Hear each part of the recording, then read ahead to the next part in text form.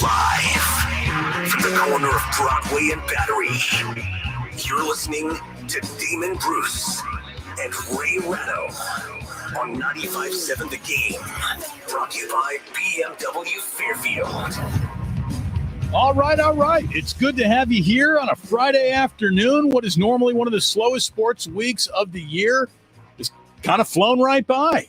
We've had a lot of interesting stuff to talk about. Larry Krueger's final day in for Ray today. Hey. What's going on, man? How about a stinging defeat to start your second half of the year for the San Francisco Giants, man?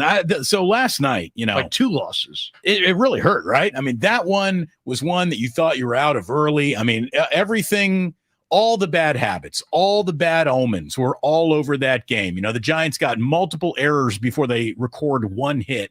They're no hit through basically 5 innings of that game last night.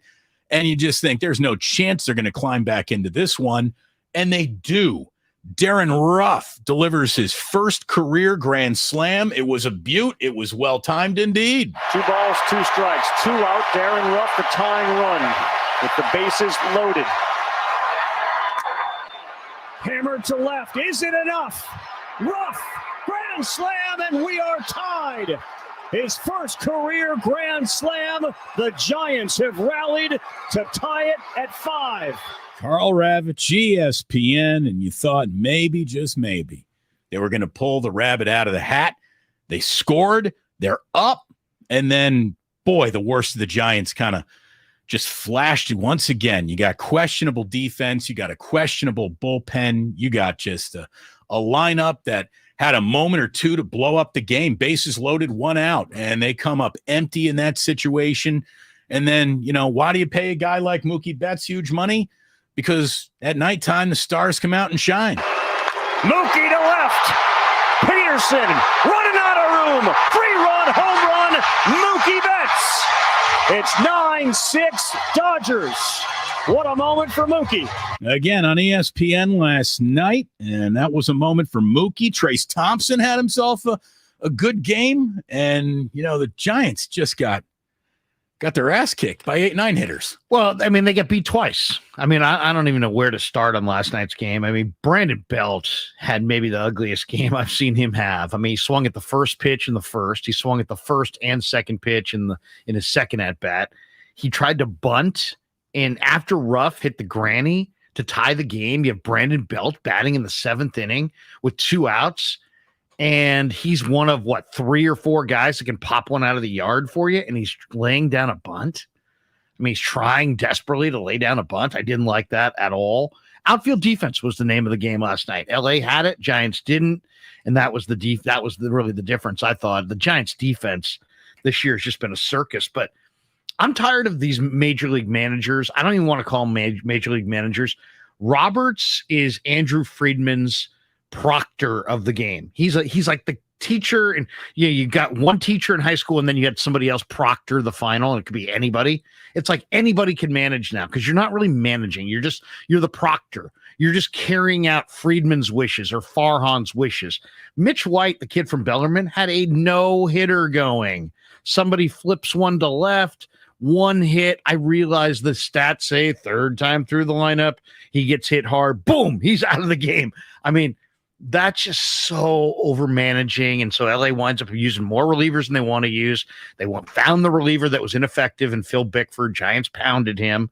And then Joey Bart. I mean, I thought we were all in agreement here that if Joey Bart was up or if he was down, what he really needs to do is play. And why he's sitting behind minor league Austin Wynns, it's beyond me. I have no idea. Mean, Joey Bart had a really busy couple days during the All-Star game. He started for the National League. He won the home run derby. Yeah. You're going to want to give him a little rest. Oh, that's right. No, he didn't. Right. Well, why isn't he out there? I don't understand that. One of the stories we have to get into today is that the Patriots are not naming coordinators this season. They're just not calling an offensive or defensive coordinator an offensive or defensive coordinator. Bill Belichick basically saying, I'm not into titles, although he is remaining head coach. Right. And it's his kid, I believe, who will be the defensive coordinator without the title. Right. Steve Belichick. But we all know who is the defensive coordinator of the Patriots, and he should be. I mean, he's a brilliant defensive mind. You want him there, but Matt Patricia is not getting the title. Joe Judge isn't getting the title. They're both back in-house. The way that failed Patriots head coaches return to the Patriots is really something else. It's like a revolving door. Have a little failure, come on home. And you notice they all have failure? All of them. Bill Belichick is a brilliant coach, but his tree produces nothing. Nothing. Maybe Maybe a reason for Raider fans to be worried. But look, you're saying you want a proctor. Well, that's what they should be called. Well, Forget the manager. You're not the Right. manager. Bruce Bochy was the manager. You're the proctor. You're the guy who's going to take the information. It's like we were talking about yesterday, the scene from the movie Office Space, where the guy's like, "What would you say you do here?" He's like, "I carry this from point A to point B." And it's like, "You physically carry it?" Well, my secretary does. Right. Like, what would you say you do here? I mean, if it's your plan, it's your plan. But if it's Farhan's plan or Friedman's plan, and you're just basically doing it in the game, you're not really a manager the way managers used to be thought of. You're just proctor. You're the proctor of the game tonight for the general manager. Dugout chaperone. I mean, Exactly. We'll figure it out before it's all Moderator. said and done. But yeah, there is not a lot of managerial duties. How do you even decide who is the manager of the year anymore? That's a tough vote, right? Who even did the job for real? Right. It should probably go to a GM. Will Farhan win manager of the year? Not this year, he won't. But the Giants also, Damon, are the worst. They're a top 5 team in the majors right now in runs scored.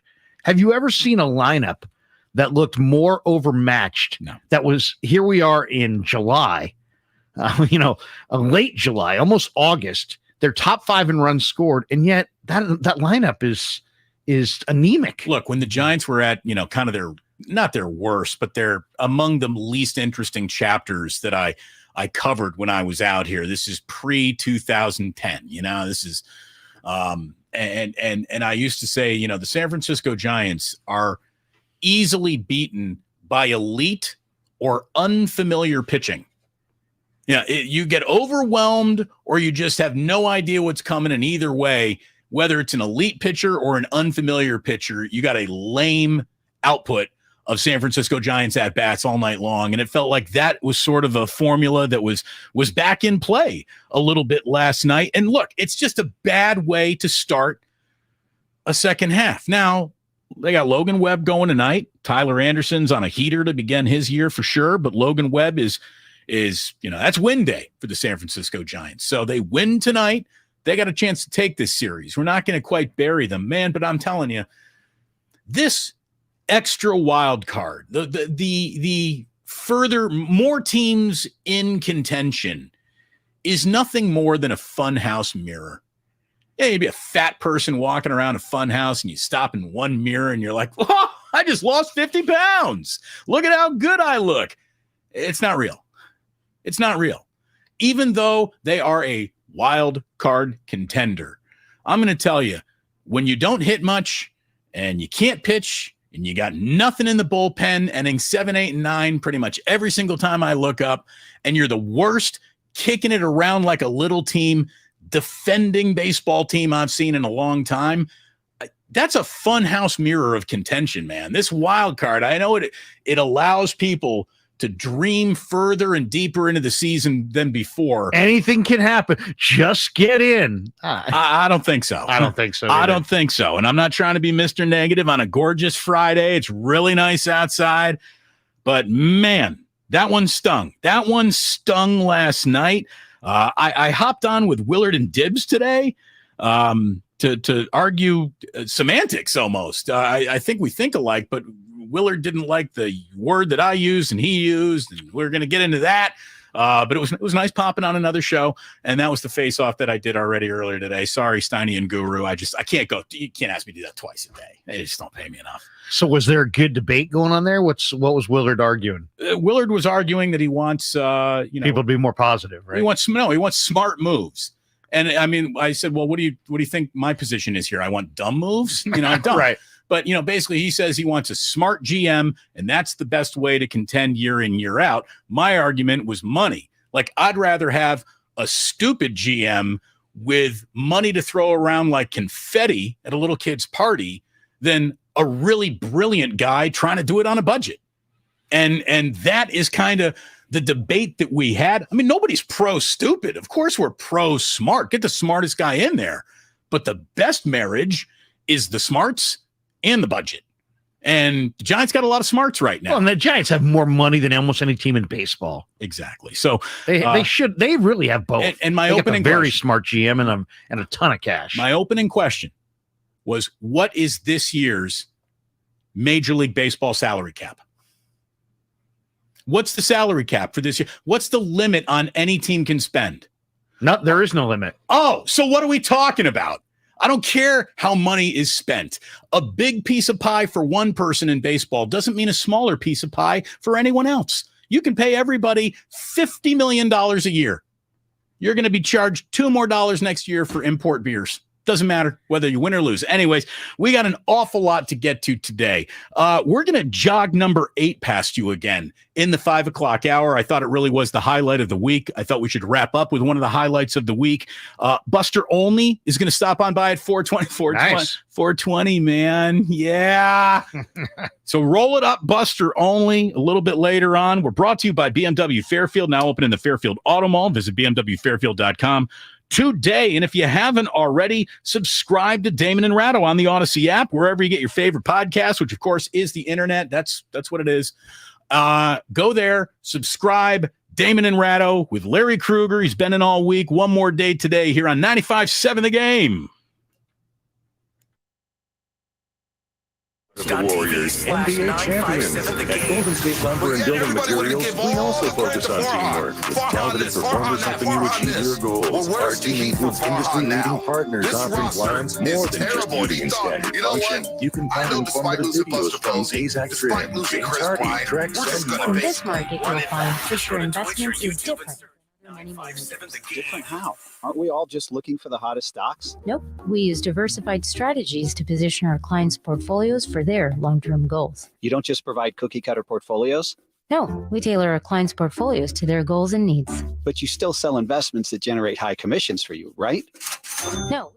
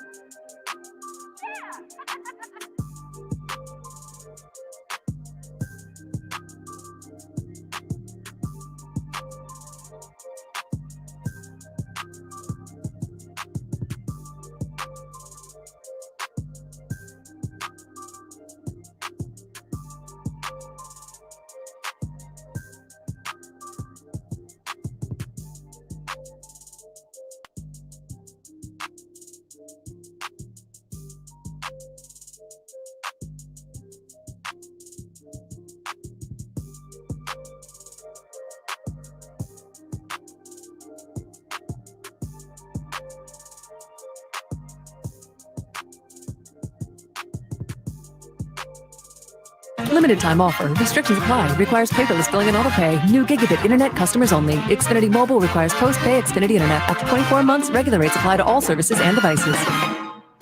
Starting Stronger starts at AutoZone, where they've got battery solutions in the form of free battery testing, free battery charging, and replacement batteries that fit your needs. That's what makes them America's #1 battery destination. Get in the zone. AutoZone.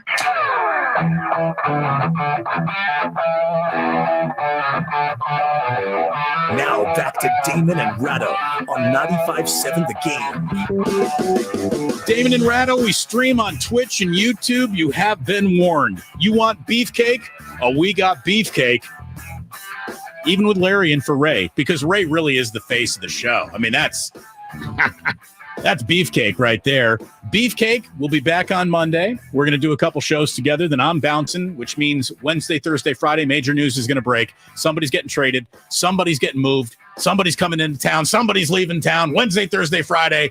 Biggest news days of the year because, of course, I'll be on vacation. And camp opens for the Niners on Wednesday, so you're probably right. Big news likely will break. Extensions, trades. Torn ACLs. Jimmy disaster. traded. Debo extended. I mean, we'll talk a lot of Niners. Oh, boy. So an awful lot is happening in the middle of the summer after all, which is good news around here. Somebody on the Comcast Business text line says, Damon, you know, the Braves last year, they won because they got hot. Like, pay attention, dude.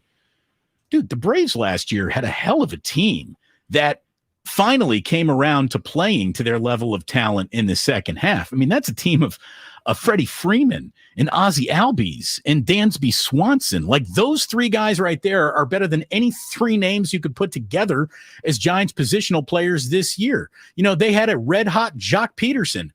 The Giants have a cold-as-ice Jock Peterson. Guy's done nothing. He's done, you know, okay, so he's leading the team in home runs, but he hasn't hit one since like the 4th of July. Giants are 3 games under 500 since the end of April. That's not good. That's not good. And Peterson's, I would say, at least 15 pounds overweight. And I know what 15 pounds overweight looks like. Right. We live this life. Exactly. You know, they did a really nice job by, you know, taking injuries that could have made them tuck their tail and run. And Anthopoulos did a great job by bringing in replacements, and they basically traded for a brand new outfield. Rosario was awesome. It worked. It worked for them. Jock. So, yeah. I mean, it ended up working out. Jorge Soler. They had a pretty good pitching staff all the way around too. So, you know, with a Minter kid coming out of bullpen, he was really good. So you know, the Braves were good. The Braves were really good. I'm looking at a team that can't catch a baseball.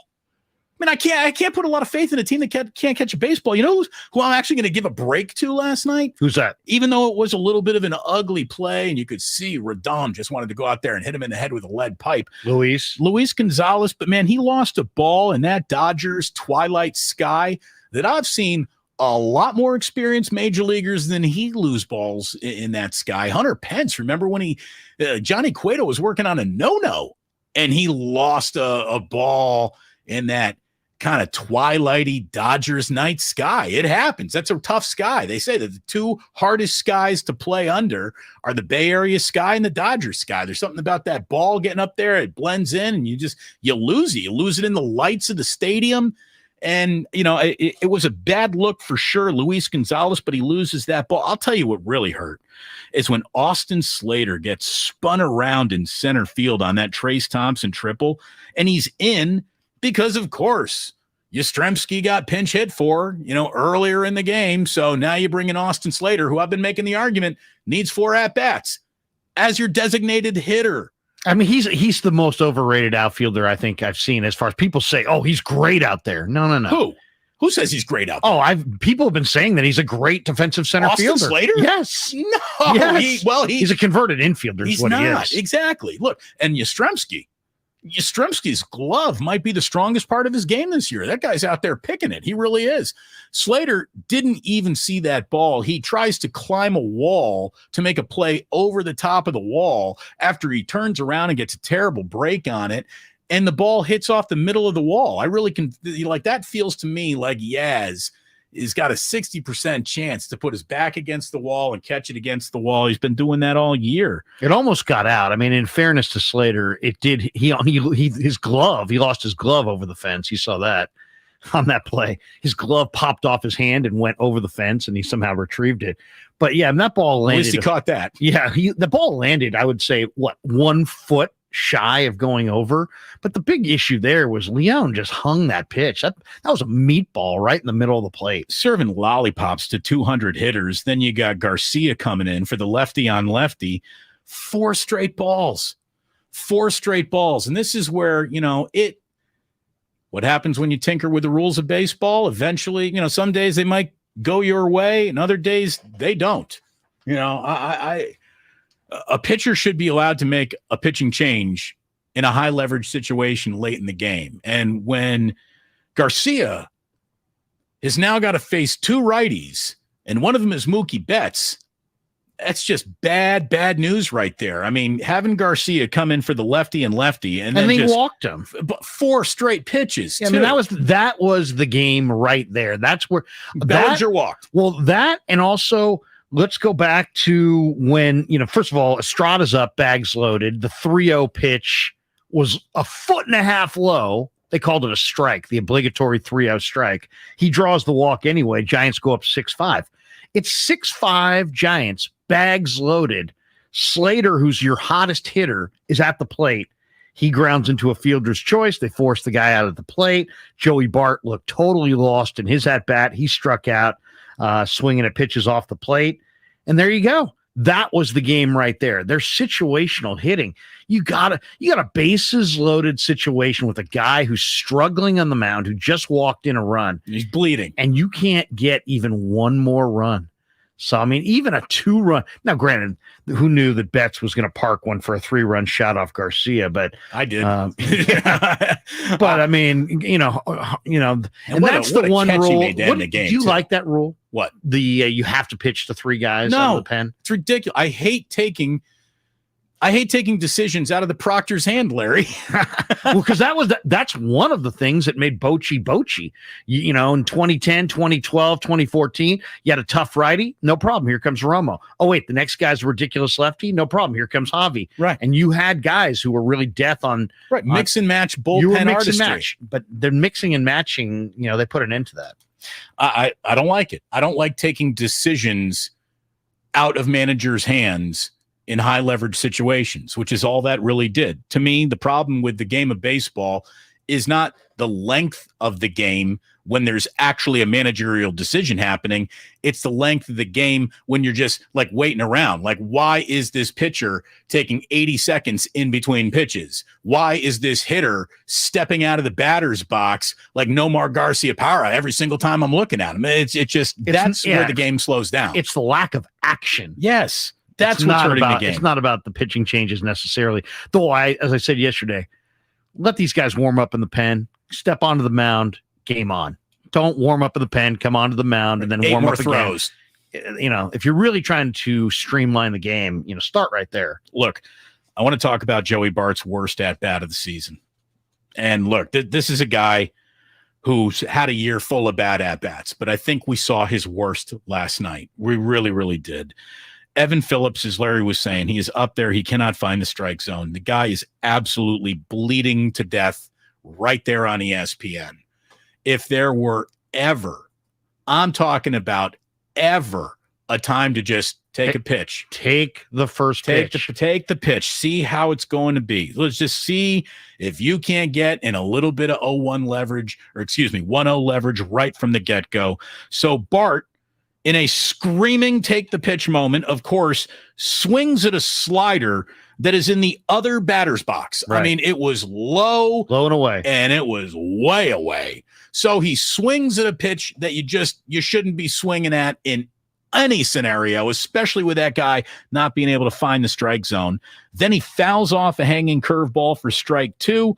And when Joey Bart is looking at 0-2, you know how that ends. And another absolute hanging curveball, and he just swings right through it. Doesn't even make contact for strike 3. It was a bases loaded 2-out situation, and there's the insurance that game desperately needed. And it was rough. It was rough. Damon, how do you talk about Leon facing 3 lefties and then Garcia comes in with Mookie looming and there's no room for error? I can't explain it. And by the way, the inning wasn't set up to even have Mookie come up. Right. You know, that the strategy did not include any Mookie at all. They just didn't pitch effectively, and there where Mookie was there, and they had no answer. Leon was getting hit hard too. Yeah. He's getting hit hard. He's hanging sliders, and it was just that's a bad beat. Like, I don't know what to tell you. It's the kind of win that, should you have caught it, everybody's calling every show today like, hey man, you got a little momentum to build on. You got a little momentum. Notice no one ever calls in and say like, oh, that's a gut punch loss. We're probably not going to win again this week. They are 3-3 against LA. You know what I was thinking watching that game is, man, if Trevor Rosenthal's agent had just waited 24 more hours, he probably could have gotten $5 million instead of 4. You're right about it. So anyways, I was called like 10 o'clock this morning saying, would you come on with Willard and Dibs? And I even said yesterday, I'm not trying to have time slot on time slot crimes here. I'm not trying to call out anybody, but as I was driving up to our good friends at BMW Fairfield, now open in the Fairfield Auto Mall, visit bmwfairfield.com today to book your visit. As I was driving up there, I was listening to Willard and Dibs, and Willard was talking about smart spending and how much he enjoys smart spending in baseball and how much he admires smart spending in baseball. And I'm certainly not disagreeing. It's kind of indefensible. Well, I'm not disagreeing with the concept of smart. Yes, smart is always welcome in the room where decisions are being made. As a matter of fact, I prefer it.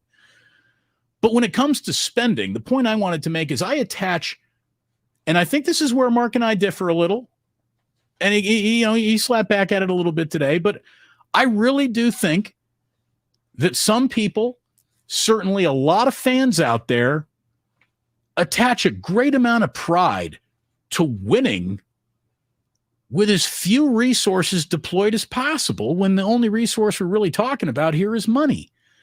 Larry, I attach zero nobility to winning on a budget. And the example that I made, just using really simple dollars and cents here, let's say this year's World Series winner had a budget of $20. Next year's World Series winner has a budget of $14. I don't look at the $14 World Series win as opposed to the $20 World Series win and say, well, you can even be more proud of that. You should really be proud of that one, because look at how they did it, just dancing around a smaller payroll. It's incredible. I was going to give you a 10-second ovation, but I'm going to extend that out to 15. It is a greater accomplishment if Tampa had beaten the Dodgers with their $38 million payroll or $68 million payroll in the bubble. It would have been more. That's more impressive than the Dodgers beating Tampa. But at the end of the day, I don't think the average person cares that much. The other thing is, we're only really comparing Major League Baseball payroll salaries. What about total expenditures? You could be spending more money, but just be spending it on the minor leagues. It's still helping you win.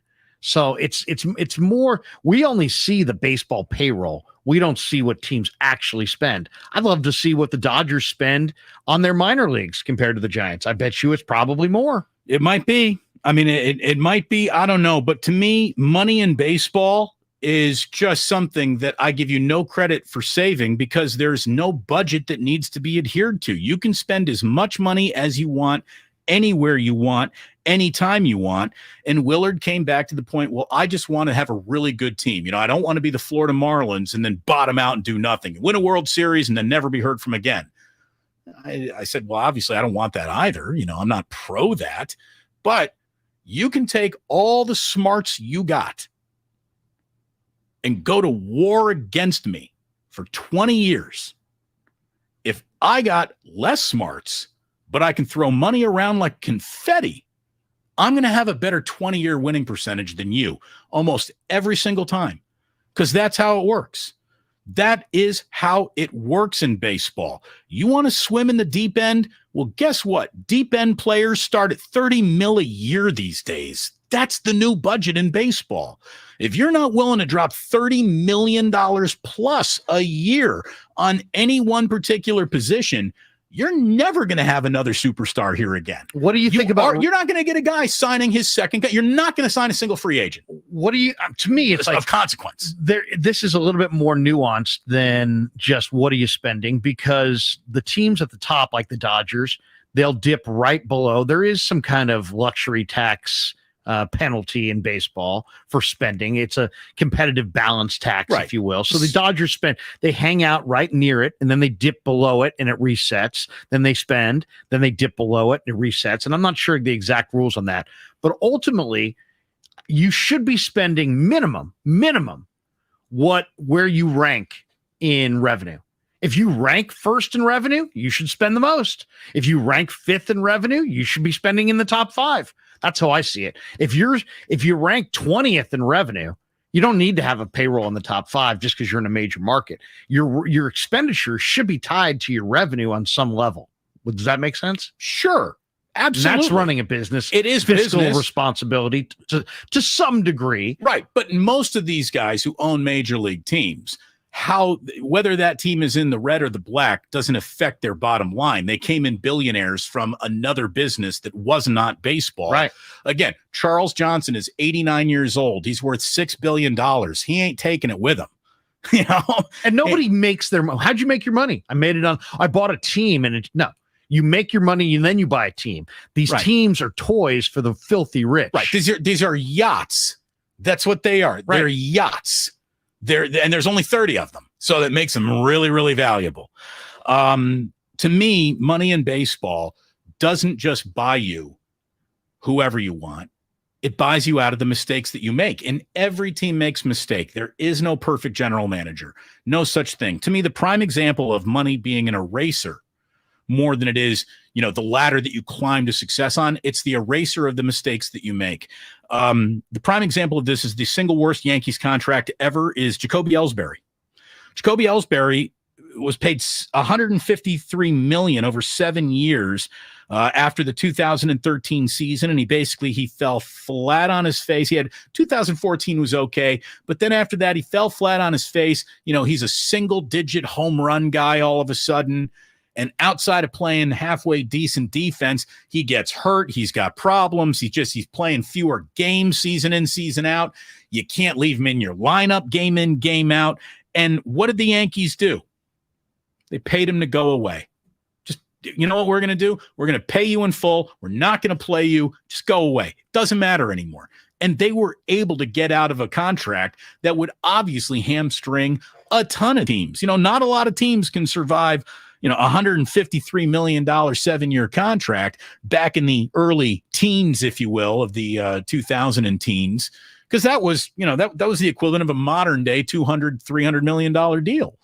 And Dodgers the same. Dodgers bought like 5 or 6 different bonus babies out of Cuba, Yadier Alvarez, and all these different guys.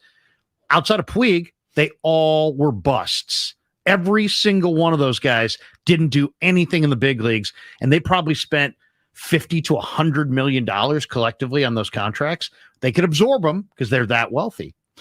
So to me, my preference is always get me a smart general manager.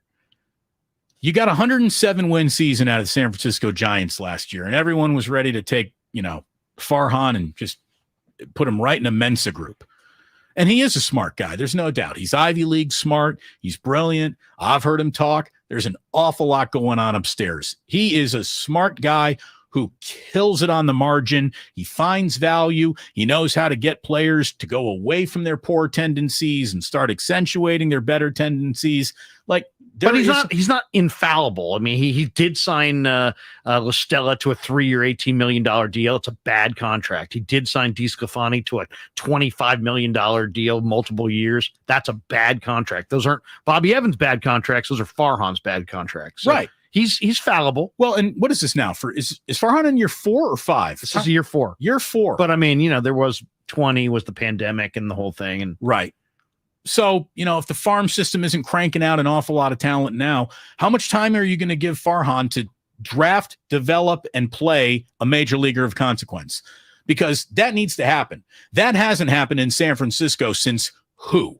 I mean, it's ridiculous. Well, David VR is the only guy that I can think of that was drafted under Farhan, that is, came through the system, graduated to the big leagues, and is now contributing. That's the only guy that I can think of that he drafted, developed, promoted to the big leagues, and is having success.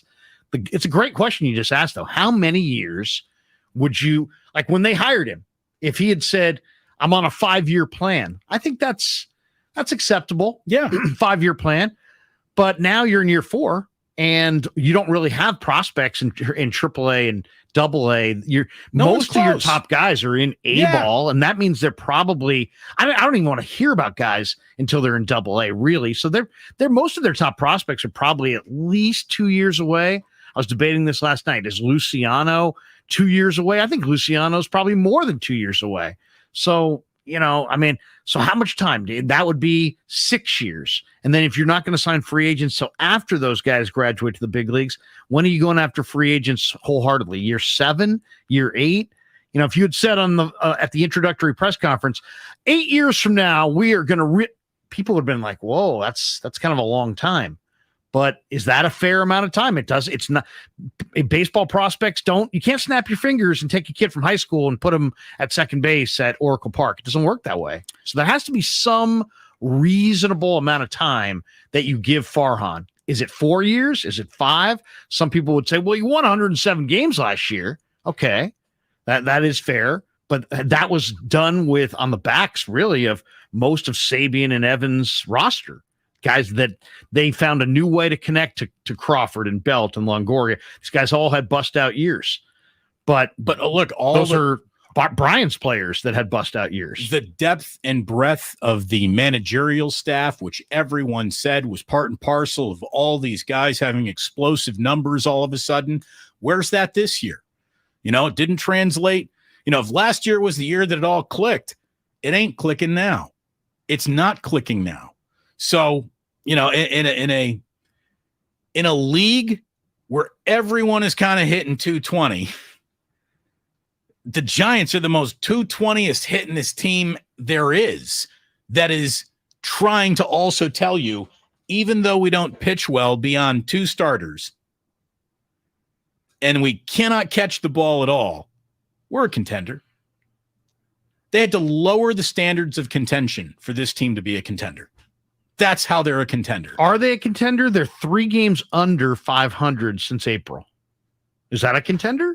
But you want, that is, luckily we aren't just. If you had enough playoff teams, it is, right? Right. Exactly. So to me, the new wild card round is nothing more than a funhouse mirror. Whoa, don't I look good over here? And then you get to the next mirror and you're like, oh no, I'm still a fat ass. As a matter of fact, this one is concave and I'm even fatter than I normally am. So that's kind of who the Giants are. I'm looking at a baseball team that's got "we ain't doing nothing special" written all over it. I mean, that's just what they look like to me. I've been wrong. I've been wrong in the past.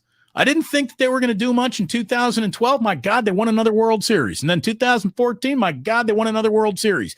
And in no particular time in 2010, 12, or 14 did they look like they were about to win a World Series until they're standing in the National League Championship Series. And you're like, all right, well, they just got to win 4 games. And look at who they got going as pitchers. And if those are good outings, yeah, you can totally win this thing. Last year, the more we watch this year, appears to be a complete and utter aberration. I looked up the Giants' profile on stats last night. They're only great in a couple areas. They're 3rd in the big leagues in walks. They walk quite a bit. They're top 10 in on-base percentage because of those walks. And their pitchers have not allowed home runs. Giants are 1st in the big leagues in home runs allowed. They do not allow home runs. So that's where they're good. But then you look at the rest of the profile, 21st in batting average. They are top 5 in runs scored, but they're 18th in stolen bases, then flip to the pitching. They're 12th in ERA, 13th in quality starts, 18th in strikeouts by their pitchers, 22nd in opponents' batting average, 18th in whip. Then you look on the defense, they're 22nd in fielding percentage. They're 23rd in errors. There's nothing about that doesn't scream mediocre to below mediocre. Right. With a couple of kind of aberration stats that, they draw walks. They're third in walks, and they don't give up home runs, especially Rodon and Webb. Rodon and Webb give up hardly any home runs for the most part. Right. It's the one thing that Tyler Anderson actually does well. Is not give up home runs. Not give up home runs. He goes tonight. How about that kid? He's 32, I think, but he's 10-1 or whatever. I mean, they signed him in March. He's 10-1. I don't even think he got big money. Logan Webb against Tyler Anderson. It's a pretty good pitching matchup. And again, hey, the Giants win tonight. Oh my God, they can take a series off the Dodgers. So, they're 500 against them. It's just it was a bad way to start a second half because you closed out that first half with what felt like momentum. And last night, it was a dead-on-arrival game through the first 5 innings. You get the hope with the Darren Ruff granny, and then it looks like you got a 1-run lead. You hold on. And then it was, the biggest, brightest star in the Dodgers system, Mookie Betts, just showing you what a real superstar does in superstar moments. And Trace Thompson, woof, man. So, look, we have a guest coming up to talk a little 49ers football because training camp is about to open for them next week. Jack Hammer covers the Niners for the Santa Rosa Press-Democrat. Larry, again, this is kind of one of your guys. I know his work, but you have him on your YouTube channel, and he's going to pop on with us next here on 95.7 The Game. So stay tuned. A little 49ers football conversation right around the corner. Damon Ratto with Larry Krueger brought to you by Fremont Bank. Full-service banking, no compromises. Start baseball's second half with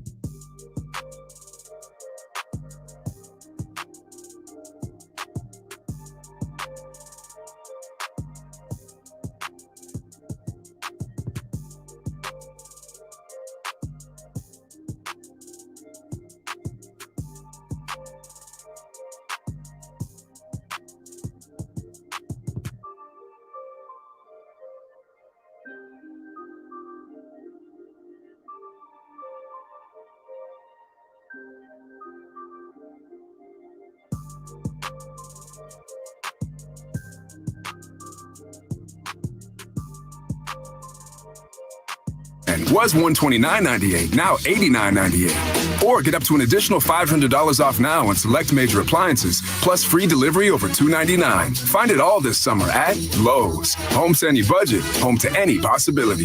Appliances in-store must ask cashier to apply discount at time of purchase. Online must enter applicable promo code at checkout. Savings vary based on purchase amount. While supplies last, about 7/21 through 7/27. Open in the Fairfield Auto Mall. Visit bmwfairfield.com today to book your visit. Friday afternoon here on 95.7 The Game. In for Ray, Larry Krueger, Damon Bruce, of course. It's good to have you along, and it's really nice to say hello to Jack Hammer of the Santa Rosa Press-Democrat. He covers the 49ers. Larry, I know that you and Jack have talked quite a bit. This is my first time saying hello to Jack. So, Jack, thank you very much for joining us here. It's a pleasure to have you on. Appreciate it. You guys calling out. Absolutely, man. Thank you very much for joining us. You know, I was scrolling through your Twitter account real quick, and I just stopped on something, and it made me go, oh, boy. Look, I think we're all excited to see the page turn to the Trey Lance era, but if Jimmy Garoppolo is really going to exit stage left here by hook or crook, it doesn't even matter anymore. You're returning a room, as you said, with 108 total NFL passes. And I'm guessing that includes the best of Nate Sudfeld. So that made me swallow. I'll give you that. Yeah, absolutely. You know, they don't have the experience there if Garoppolo ends up leaving, and it's a room that's, you know, on top of that, the other thing to think about is Trey Lance played about 5.5 games last year, if you include preseason, and he was injured twice. And they don't really have anybody behind him in the room that I think can win games for him if he does go down. So we don't know where Jimmy's going. We're hearing Falcons, Browns, Giants, a number of different teams. Almost every day there's a different team mentioned. Ultimately, when do you think it's coming down, and where do you think he ultimately winds up? You know, there's a lot of, I think Atlanta makes a lot of sense because of their situation where they are right now. Houston makes a lot of sense, and so do the Giants. I think those are probably the three landing spots that are most likely if he's going to get traded to any of those. And, if they release him, I think Seattle becomes a player in that as well, because I don't think they want to trade within the division, or I don't think the Flyers will, but I think he's a good fit up in Seattle. Jack Hammer, the Santa Rosa Press-Democrat, when you get down to training camp when it opens next week, what do you think is the most interesting position battle? The most interesting position battle is going to be what happens along the offensive line. That's where everybody's been talking about all offseason, and it still really is. What's going to happen at center, I think, sets up the rest of the offensive line, because if Jake Brendel wins that job, then from that point on, it's really pretty much the same group as they had last year with Brunskill at right guard, Nick Lynch at right tackle, and so on. So I think center is the position to keep an eye on and find out who wins that battle there. You know, running back is always interesting to me. In the Shanahan era, no 49er running back has averaged more than 15 carries per game until Elijah Mitchell last year averaged 18.8 carries a game. Now there's a lot of talk that we're going to see more of a rotation this year. To me, that makes sense because I think there's a lot of complementary backs. How do you see the running back splits this year? Because there were an awful lot of impressive backs in the minicamp. Yeah, they really do. They have a really good group, and their top guys are all the same. The only one who doesn't really fit that big bruising between the tackles type of runner is Jermichael Hasty. The other backs all on the roster all have a very similar skill set. So I think, Mitchell will be the number one back, but, we haven't really been able to see what Terry and Davis Price can do yet. So I think that's going to be fun to watch once they get the pads on in the preseason. And I'm really liking what I see out of the undrafted rookie free agent as well. Jordan Mason, he's explosive. He might be the most explosive back on the roster right now. Are you surprised that they haven't settled anything with Deebo Samuel? And do you think it will happen as soon as training camps open, or is this going to be a kind of a 1 year goodbye? I think Deebo Samuel is a guy that they absolutely have to get done, whether it's this year or next year. He's the key to their offense, whether it's in the passing game or the running game. He has the ability to take the ball the distance every time he touches it, and I think he's the only player right now on that offense that has that ability. Brandon Ayuk's a really good wide receiver, but he isn't the run after the catch threat that you have with Deebo Samuel. So I think that's probably their biggest re-signing right now is getting that deal done. They weren't overly busy in free agency partly because of Jimmy Garoppolo's contract being on the books. But if they can get this Deebo Samuel deal done, I think it kind of wipes out some of that lack of activity that they did earlier in the year. If you ask me, I think Deebo's a better running back than a wide receiver. I realize he came into the league as a wide receiver, but he had a bunch of drops last year. Niners changed out a lot of their offensive coaches. Now you got Bobby Slowick and Chris Forster as the passing game and running game coordinators, respectively. What do you think? I mean, how's Deebo going to look different this year after, the unhappiness that he expressed with his role last year? How are they going to utilize him differently? I think we're going to see this a lot. Him used, in some of the same ways. He's just so good on the screens and those types of underneath throws because of his ability to run after it. But I think with Trey Lance taking over, you're going to see him get the ball downfield more often. That's what we saw last year when Trey Lance played quarterback for the 49ers. Deebo Samuel all of a sudden was a downfield threat, and I think with Lance back there, it kind of opens up everything. And I think it's going to open up that receiving portion of Deebo Samuel's game to a level that we haven't quite seen yet. Jack Hammer, is that your real name, by the way? I mean, that is a fantastically intimidating name if I've ever heard one. That might be the most masculine name in the world, Jack Hammer. Absolutely. I got it. My parents definitely have a sense of humor with that one. Well, again, we named my son Jack, but unfortunately, he didn't. Hammer was not available. He had to go by Bruce. That's seriously, that is a monster name. Do you think you intimidate people with it around the facility? I'm sure I don't. Javon Kinlaw, to me, it's a make or break year for him. It showed that you can or you probably can't. Which way you leaning? I think he's going to have a good year. At least I would be leaning towards him having a breakout year. He's a guy who, when he played as a rookie, I think we all expected him to replace DeForest Buckner, and we're all kind of expecting that kind of productivity out of him, and that's really hard on a rookie. But where he is now, if he can just come in and be a little bit better than DJ Jones, DJ Jones is a really good run-stuffing defensive tackle, but if Javon Kinlaw can just come in and handle it, the run game a little bit better, but give him more from the passing, with the pass rush, which I think he's going to be able to. That would be huge for Javon Kinlaw and for the 49ers defensive line. How about Trey Lance? Obviously Lance is going to be the big story. How do you think he's going to be best utilized? I'd like to see a kind of a pitch count. I'd like to see him, kept the number of passes kept down and, play ball control, run the ball, play defense, and keep him on a strict pitch count. How do you see Trey in year one as a starter? I think, for me, I'd really like to see Kyle Shanahan run his offense very similar to the way that we've seen him run it with Jimmy Garoppolo at quarterback. Just, run first. That's what he wants to do anyway. Keep him around, about 500. If you can keep him around 500 passes a game, that's I think, perfect. Not a game, during the season. That'd be good. And then, Trey Lance has the desire to get the ball downfield more. And when you watch Kyle Shannon's offense, there's always deep options. And last year there were times when those options would be running wide open down the field and the quarterback was throwing underneath. I think with Trey Lance, you just run those same plays, and he's a guy that's going to take advantage of those opportunities downfield instead. Have you ever been wearing a name tag and have someone try to pick a fight with that name tag? No, fortunately, no. I haven't had anybody try to pick a fight with me. I'm a pretty quiet guy most of the time anyway, so it's not like I'm a big boisterous guy that's going to cause you to want to punch me in the face either. Well, I'll tell you what, when I see you down at the stadium and I recognize that name on your credential, I'll probably just turn tail and run. It's so intimidating. Jack, thank you for joining us today. Really appreciate your time. I'm glad Larry was able to reach out to you and you were able to reach back. Thank you. Yeah, thank you so much. I really appreciate it. There he is, the scariest man in the NFL. Jack Hammer here on 95.7 The Game, covers the Niners for the Santa Rosa Press-Democrat. And, hey, it's pretty much right about time to welcome everybody to your 4 o'clock hour. You're listening to 95.7 The Game, KGMZ FM in HD1 San Francisco, an Odyssey station. Ray. Apple Dumpling will be back on Monday, by the way. Ian Rappaport on NFL Network was talking about how Deebo just is not happy when he lines up in the backfield. It's really just a matter of, do they get to the right number? And do they sort of show him a plan going forward where he is not going to be in a position to be worn down and have his career shortened, which I think was the worries before. Like, he is a dynamic player.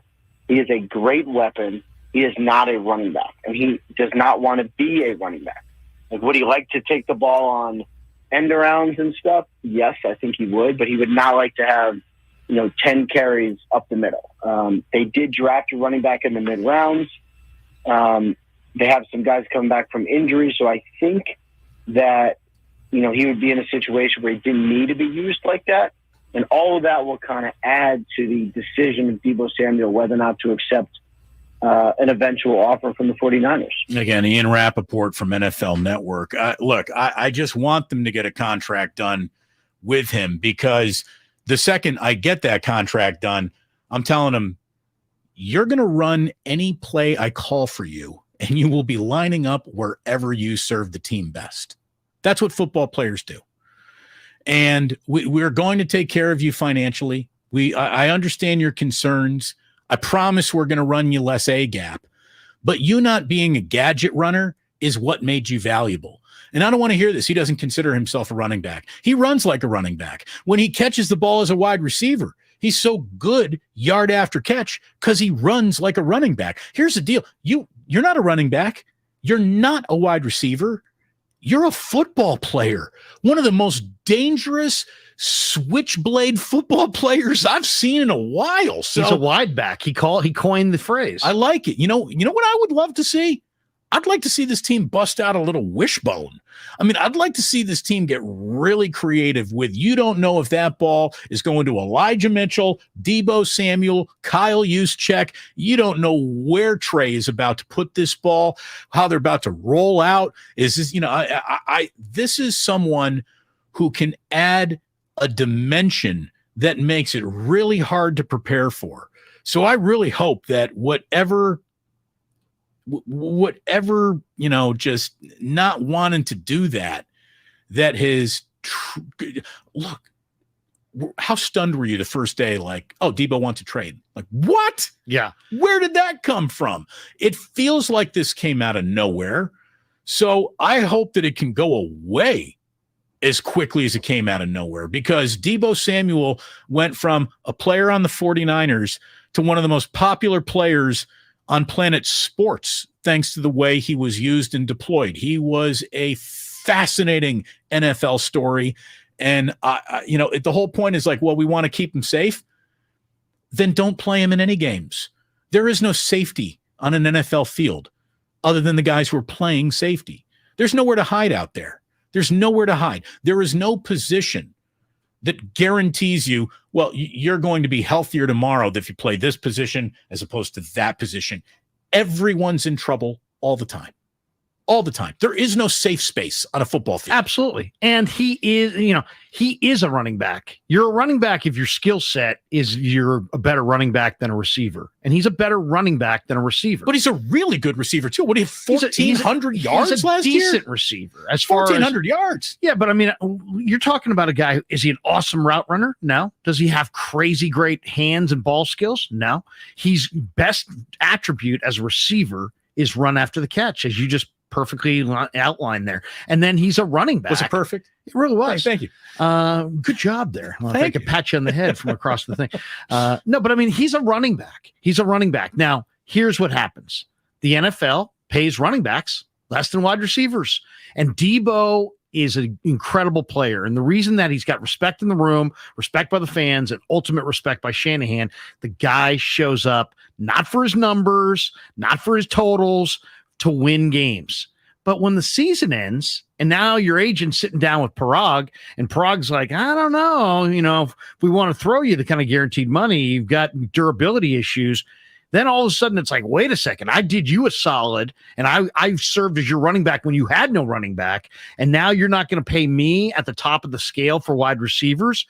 So ultimately the Niners can't come out, Damon, and say, we're not going to use him as a running back, because that devalues the fakes in the backfield. I mean, who's going to buy the fake between the tackles? Ultimately, Deebo does not want to be used in the A gaps, really between the tackles. He wants to be a guy who gets to the edges as a runner or a receiver and makes big plays. But that's why Ty Davis-Price was brought in, because now they don't have to use Debo between the tackles, and they definitely don't have to use him on short yardage. I mean, he ran on 3rd and 1 in Green Bay with the game on the line, right between the A gaps. So there you go. So he doesn't want that anymore, but it's not because he doesn't want it. It's more because his agent is protecting him from himself. Comcast Business text line: Niners need to quit nickel and diamond Debo. Pay that man $26 million a year, 80 guaranteed. And I really do think that 80 guaranteed. Look, that would set a record. He's not even going to get 70 guaranteed, in my opinion. He's going to get like 55 guaranteed, and that's going to be enough. I think that's going to be enough. I think if they can get him for 55 guaranteed and limit his running back touches and especially the inside runs, I think he's going to be happy. Ian Rappaport, again from NFL Network, more on Debo. I imagine that he can come up with a way where they can be really, really successful on offense. They can have dynamic players make dynamic plays and have it be at a point where Debo is okay with the way he's being used. Like, I think they can come up with some sort of a happy medium. Now, it's on the personnel side to find the players, draft the players maybe, to kind of fill the void there. And if Debo's not getting 10 carries a game, then someone else is. Are those players good enough to do it? Is it Trey Sermon, who last year didn't do a ton, was a little injured? Is it someone they drafted this year? I mean, there are options, but it's sort of on the coaching staff and personnel staff now to properly find the pieces to get the same productivity while keeping someone as talented as Debo Samuel as safe as he desires. I mean, again, if you desire safety, you pick the wrong line of work.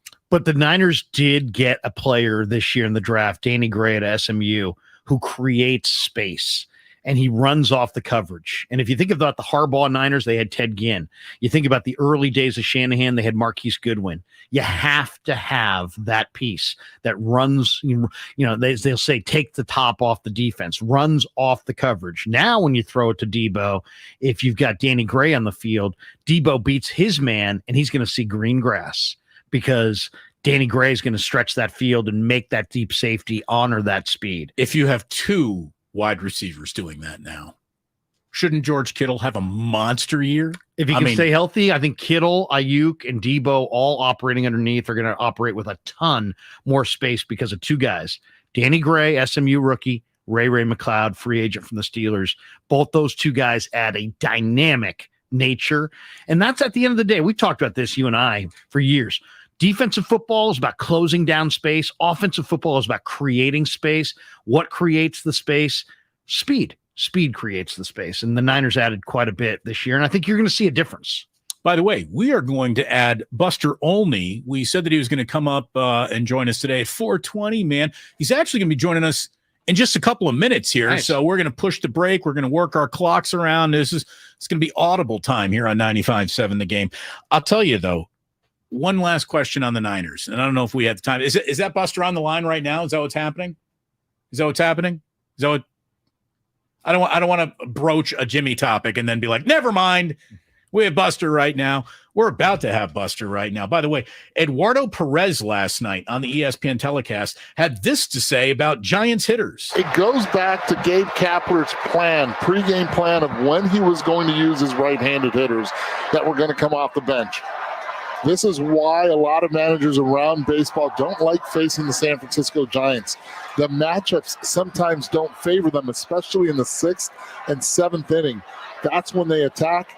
And tonight, they've scored 5 in the top of the 7th. Darren Ruff obviously had the big swing last night, but some other substitutions made by Gabe Kapler came back to haunt them defensively. Mike Yastrzemski maybe makes a catch in center field that Austin Slater did not make.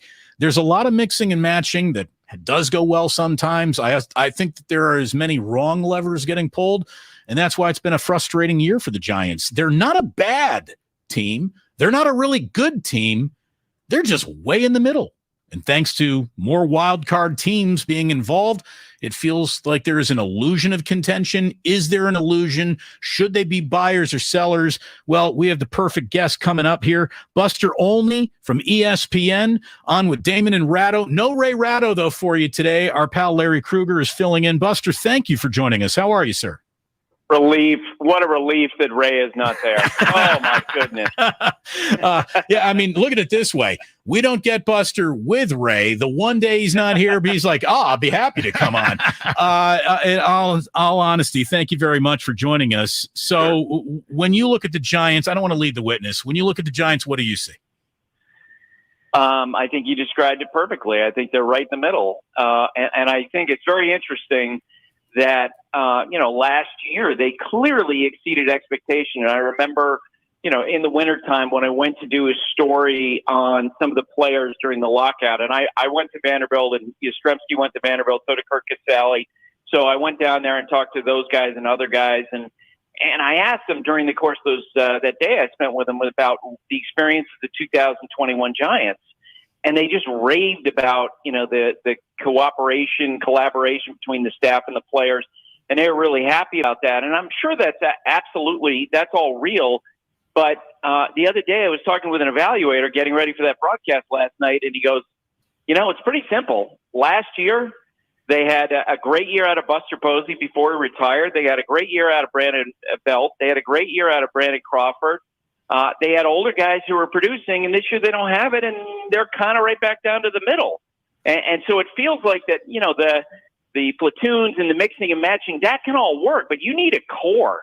Like, you need a core of success. You look at the Dodgers, for example, and yeah, they do some of the same stuff. They'll pinch hit, they'll go left, right, play all that. But you know what? They got Mookie Betts, they got Freddie Freeman, they have Trey Turner. That's a pretty good start in terms of what you're going to accomplish offensively. And that's clearly, in my opinion, what the Giants have lacked this year. Buster, what do you think the Giants, there's a lot of people that want to see the Giants get a big bat, get a draw. They're very dull to watch. What do you think is their better play to try to outbid the Yankees for Aaron Judge, who is from Central California, or to try to outbid the rest of baseball in a trade in the next couple of weeks for a guy like Juan Soto? What do you think is more likely? Sorry to interrupt. My instinct is that I just don't see Farhan being the guy who's going to essentially pay twice for an elite player like Juan Soto. Paying the package of prospects now and then having the Scott Boras bill of $500 million plus in his next contract. Let's face it.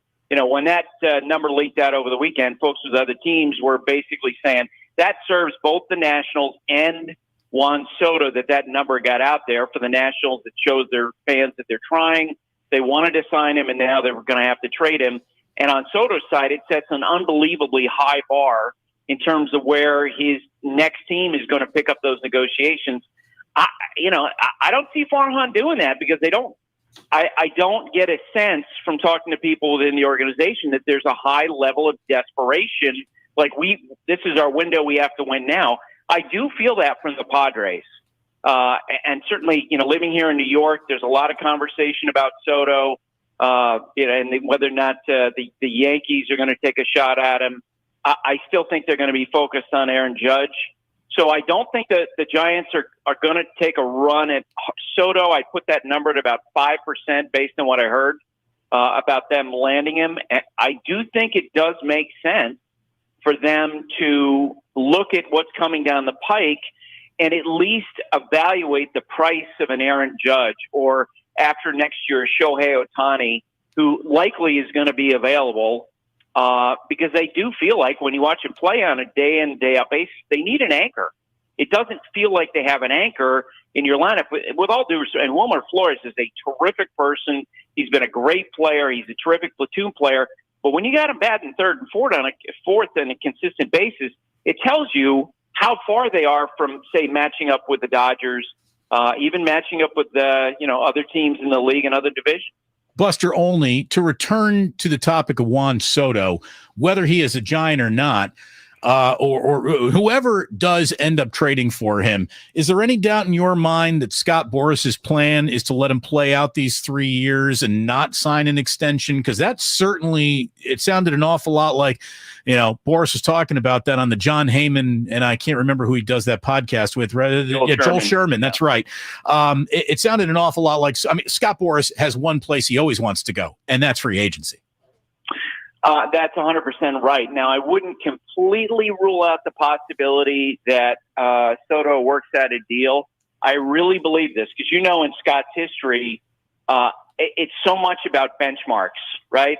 When Alex Rodriguez signed his free agent deal with the Texas Rangers, it was not only a record-setting deal, $126 million, but it also was exactly twice what Kevin Garnett got. And in terms of the biggest number in professional sports, that's happened time and time and time again.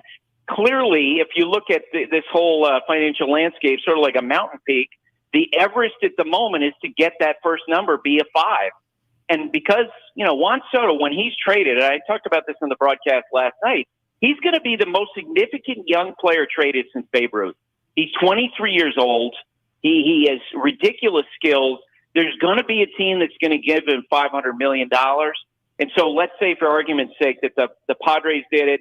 Let's say the Yankees did it, executed a trade for that player, and that team came in with a number that started with 5. I wouldn't rule it out that he would do it.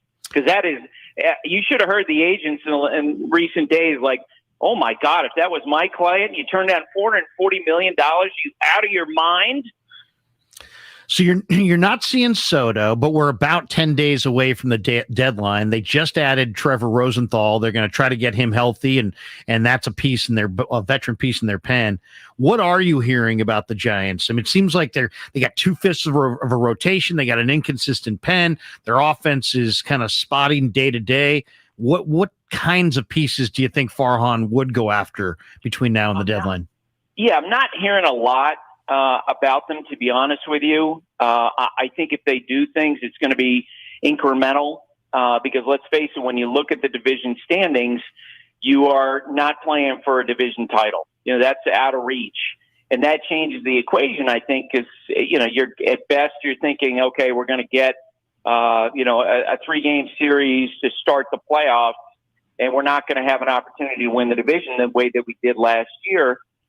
And quite frankly, when you watch them play and you see the regression defensively in the whole group, and every day it feels like it plays out, I don't think that's necessarily a winning horse. Now, I don't think that anyone's going to say that out loud, but you guys and I know that they make those calculations internally all the time.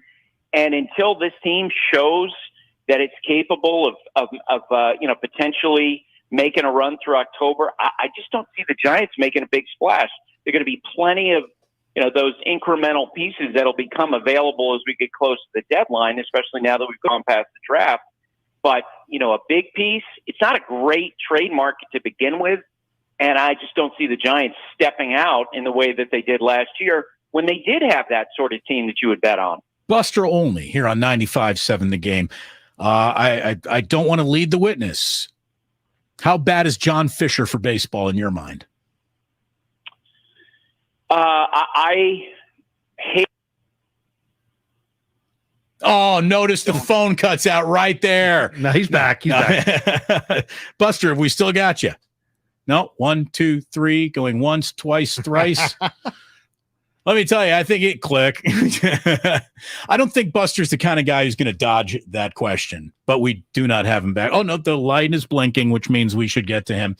Look, we've just watched John Fisher squander a natural resource and one of the great trophy cases in Major League history. This has gone from a once proud franchise to the doormat of the entire sport. And Buster, we thought it was pretty funny that that we lose you right as I was wondering if you might stick a pin or needle or two into John Fisher.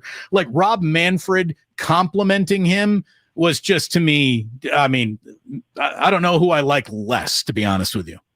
Well, I think that sometimes that the expectations for Rob in terms of what he's going to represent in the sport are way beyond the reality is that he's a lawyer for the owners, Right. And that's what he does. and he's going to advocate for the owners. Like the other day when the conversation was about minor league salaries, and he said, I reject the premise that these guys don't make a living or a livable wage. It's like, come on. Anyway, to get to your question about John Fisher, look, I think that one of the issues that baseball has had, and I cannot believe the majority of the owners haven't just stood up and stomped it out, are all the owners who are willing to tank and willing to design failure and essentially put a substandard product out on the field and pretend that it's a major league product. It's too steep for me to say that it's consumer fraud, but in some ways, I think there are a lot of similarities. I was talking with a player yesterday in the Dodgers clubhouse about how when you see teams do like Oakland did or Baltimore's done a recent season, the Astros did it a decade ago, the Cubs did it for a few years. When they do that, they're cutting down their payroll dramatically because they want to suck them cash out of and make a ton of money. And B, they are borrowing on the integrity of the rest of the sport. So that when, for example, the A's play the Yankees and they sell tickets at major league prices, they're borrowing on the Yankees' integrity in that situation. They're borrowing on the Astros' integrity. That's awful. It's absolutely awful, and they can do a lot better, and I wish the owners would hold each other to a higher standard. One thing certainly not awful, and we know you got to run. How much joy does it bring you to see Tim Kirkchen going to Cooperstown? Oh, my goodness.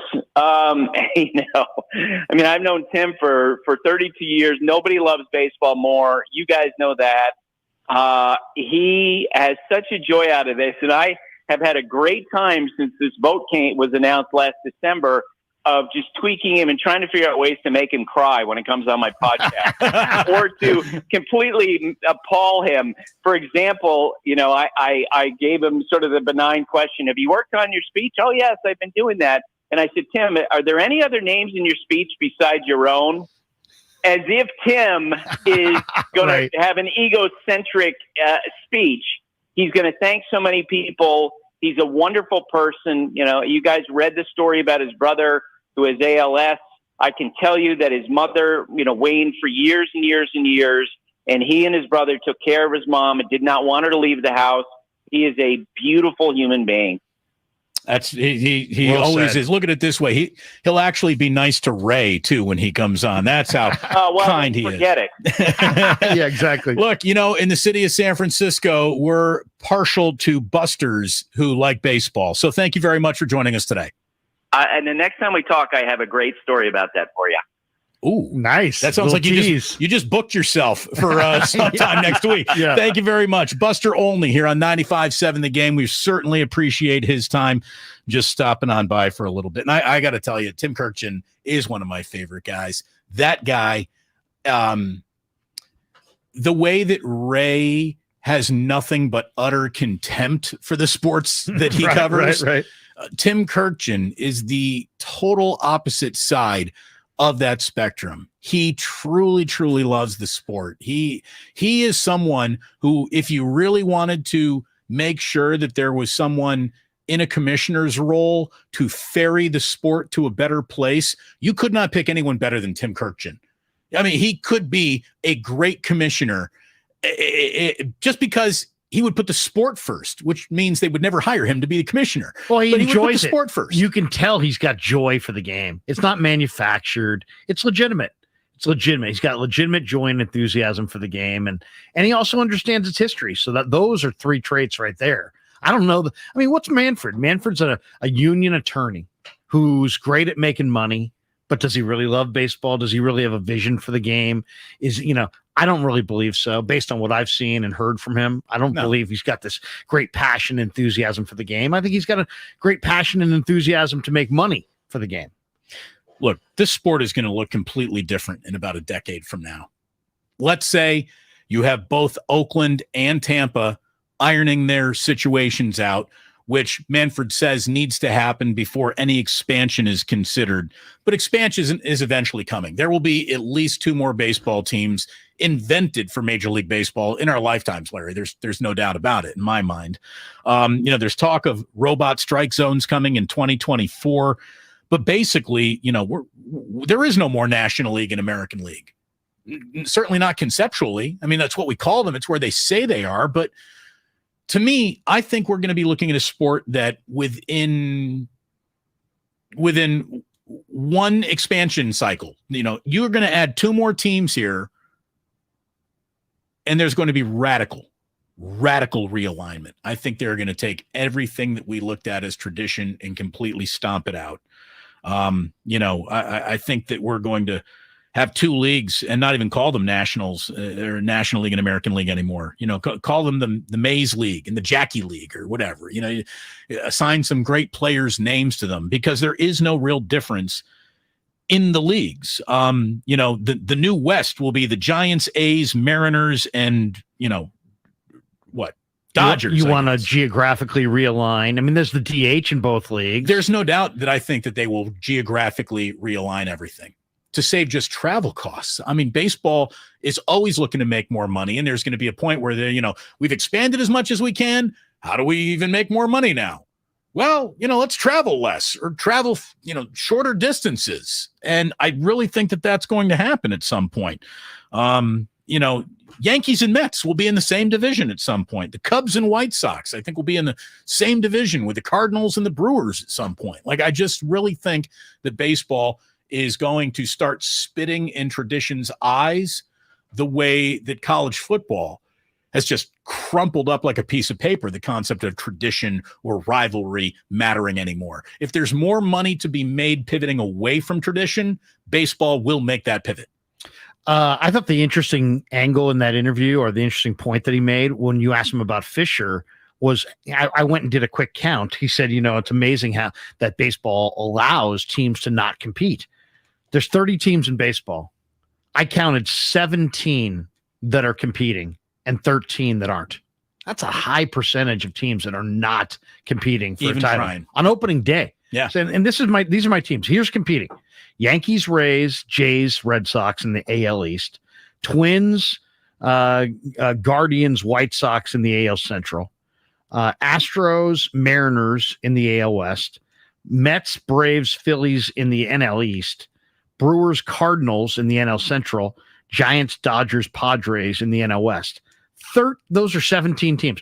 13 teams. The rest of the teams in baseball, not really competing. Right. Well, not really trying to win. Look at the Pirates. They've been bad for 25 years. Right. You have to choose to be bad for 25 years in sports. That doesn't, there's enough talent just bouncing around that you run into it accidentally at times. So you have to go out of your way to be that bad over that sustained amount of time for sure. Just like you got to go out of your way to be that good over a sustained amount of time for sure, which is why I popped on with Willard and Dibbs today to talk about that, debate all that. And when we come on back, I can tell you that our A-plus moment of the week was our interview with Steve Young. We're going to jog that past you once again at 5 o'clock. We got more 49ers. We got more baseball around the corner and more Damon Ratto with Larry Krueger in today on 95.7 The Game. The Morning Roast. Don't do that to Jimmy. Come on. And Willard and Dibbs. Yes. Live from the Hilton Santa Clara. Play action passes caught. You said touchdown. 49ers training camp starts next week. See it now on 95.7 The Game.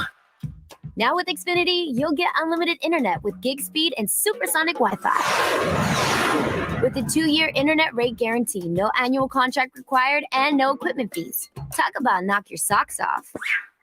Ooh, plus a free Flex 4K streaming box. It's like hitting the streaming jackpot. It's all just $50 a month when you add Xfinity Mobile with unlimited data. $50 a month.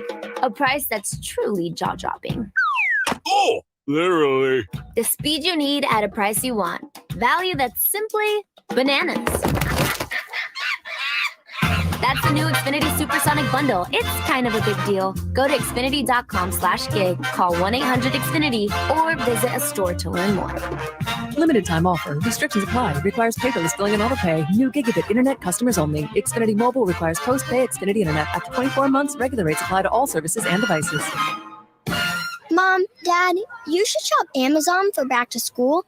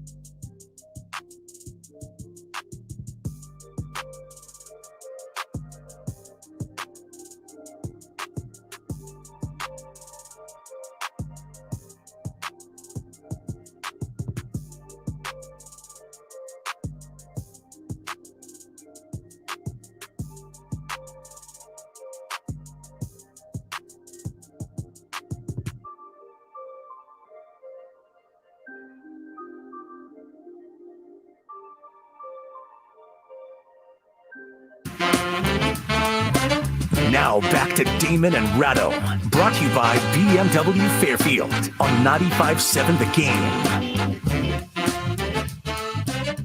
So look, we're going to hop back into a little football for sure. We're going to have a Steve Young replay coming up at 5 o'clock. It was just an awesome conversation that we had with Steve earlier this week.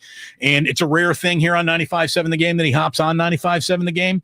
A lot of people are saying, I wish I could hear it in its entirety and haven't gone online to do so. So we thought that would be a great way to start the 5 o'clock hour. Of course, we're going to 6 o'clock tonight. We got a lot to get to still, including Kyler Murray, the extension that he got. And feels like Lamar Jackson's officially going to be next up, in terms of a big quarterback contract. But we got, some interesting things to, I think, get back into.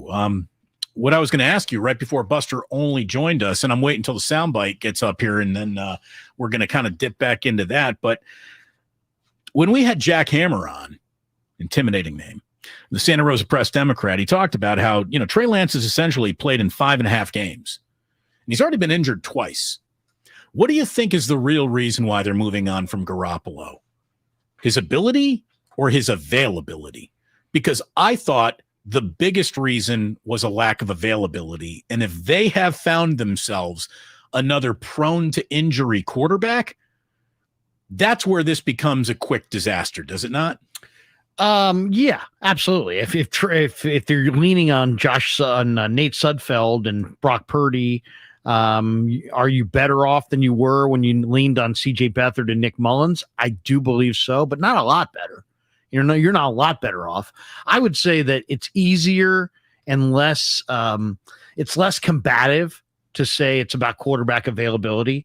But I think if you gave them truth serum and made them kind of come clean, they would tell you that Jimmy doesn't. The whole down the field passing game is non-existent. Right, it's just YOLO balls when he gets. I mean, that his completion percentage down the field was like 16%. The league average is like 35%. And there are some real scary balls that he lets go. I mean, how did you not?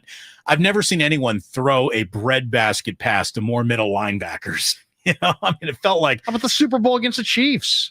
I mean, he made a play in the first half with Chris Jones literally face mask tied to his, and he's off balance, falling back. Jones is in his face, and he just throws up a wounded duck that gets picked out of the sky by I forget who. That's a horrendous play. Those are the kinds of plays that get you beat. So it's those kinds of plays. And also just, it's also, you hear people say, well, this guy doesn't make the same mistake over and over.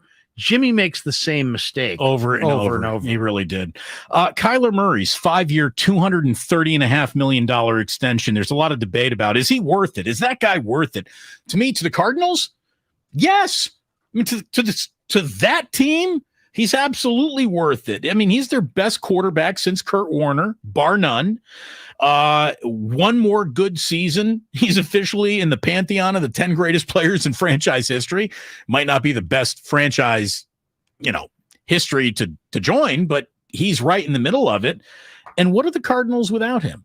It's just that simple. Whatever he lacks, he puts more pizzazz on that franchise than anyone I can think of ever has. Yeah. I mean, he's like, what did he complete? Like 74% of his passes. I think it led the NFL. I mean, he's a high percent. Now, some of that's Kingsbury in the offense and throwing underneath and high percentage throws and shovel passes and the like. But everyone does that. Everyone does that. But in their offense, maybe does it a little bit more. So maybe that's 74% or 72%, whatever it was. Maybe it's a little inflated. But this guy's got a big time arm. And for a little guy, he doesn't get passes batted down that much. I think he's got some durability and some toughness to him. The only question I would have is there seem to be a lot of whispers coming out of Arizona that question his makeup and his ethics and his work ethic and how much he works at the game. And we have seen this kind of nosedive in the second half of the year. So it's going to be all on him in this first half. Why? Because I think DeAndre Hopkins is due to miss 6 weeks, 8 weeks, something like that. He's going to be out at the beginning of this year. So there's going to be an awful lot on Kyler's shoulders. And what do they have in the backfield? Drake's now a Raider. He's a Raider. They don't have a lot. So, it's going to be a really interesting year. But I'm a Kyler believer.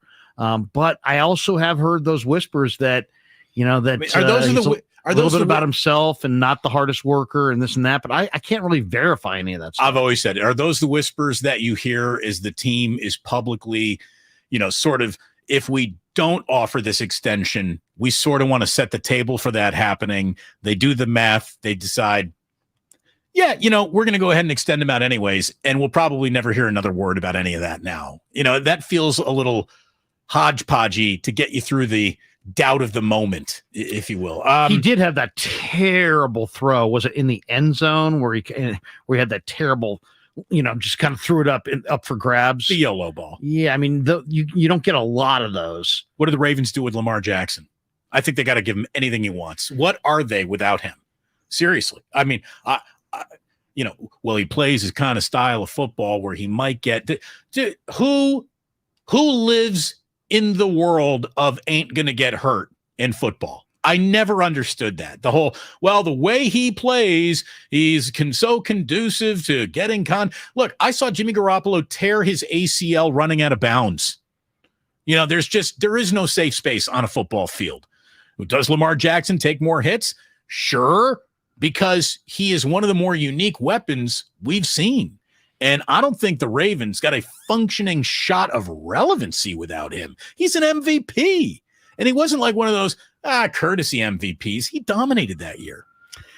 You know, he's a really interesting player because he's got unbelievable. I mean, Trey Lance can run and can move and scramble, but Lamar Jackson he's the best open field running quarterback since Michael Vick. Yeah, absolutely. But look at his numbers. 64% completion percentage this year, 16 touchdowns, 13 picks, sacked 38 times. Now, being sacked is, as you can tell, is not about speed because this is the fastest quarterback there is. He's been sacked 38 times. It's kind of a high number. So I would say, you know, it's about, you know, the surrounding cast. He did run it. He ran 133 times for 767 yards. And, you know, so he runs an awful lot. You know, he doesn't have a great Marquise Hollywood Brown does not have great receiving skills. He's now in Arizona. Well, I actually think, you know, he is not the one, or he's the guy making the Ravens go. I mean, the team around him is a collection of, well, that could be a lot better. That could be a lot better. So just looking at his lack of touchdowns, 13 interceptions, it's a good number.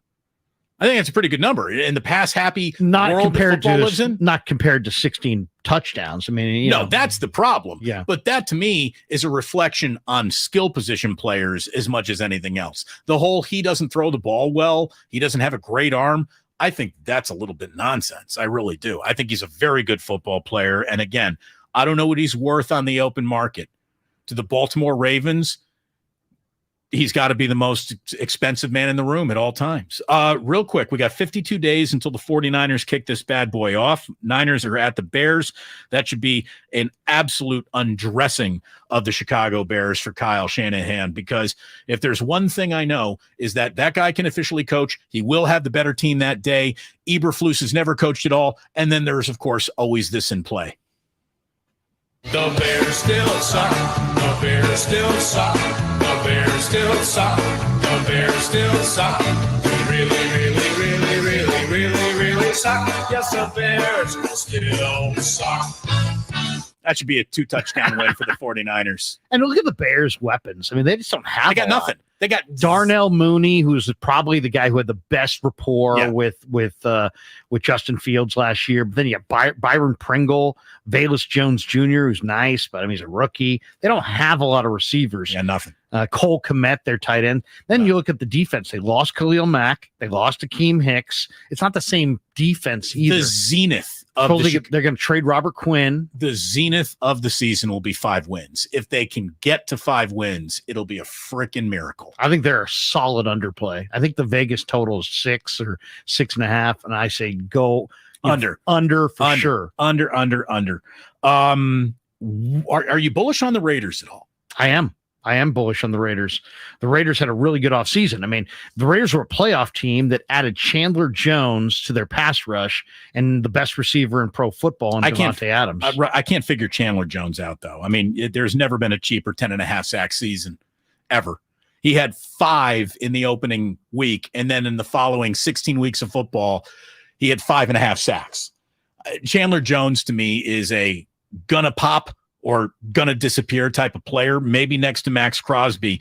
He'll be opened up. But Devontae Adams, Darren Waller, Hunter Renfrow, like they're going to be hard to defend, especially if Josh McDaniels has learned anything and comes back in as an NFL head coach who really gets the best out of Derek Carr.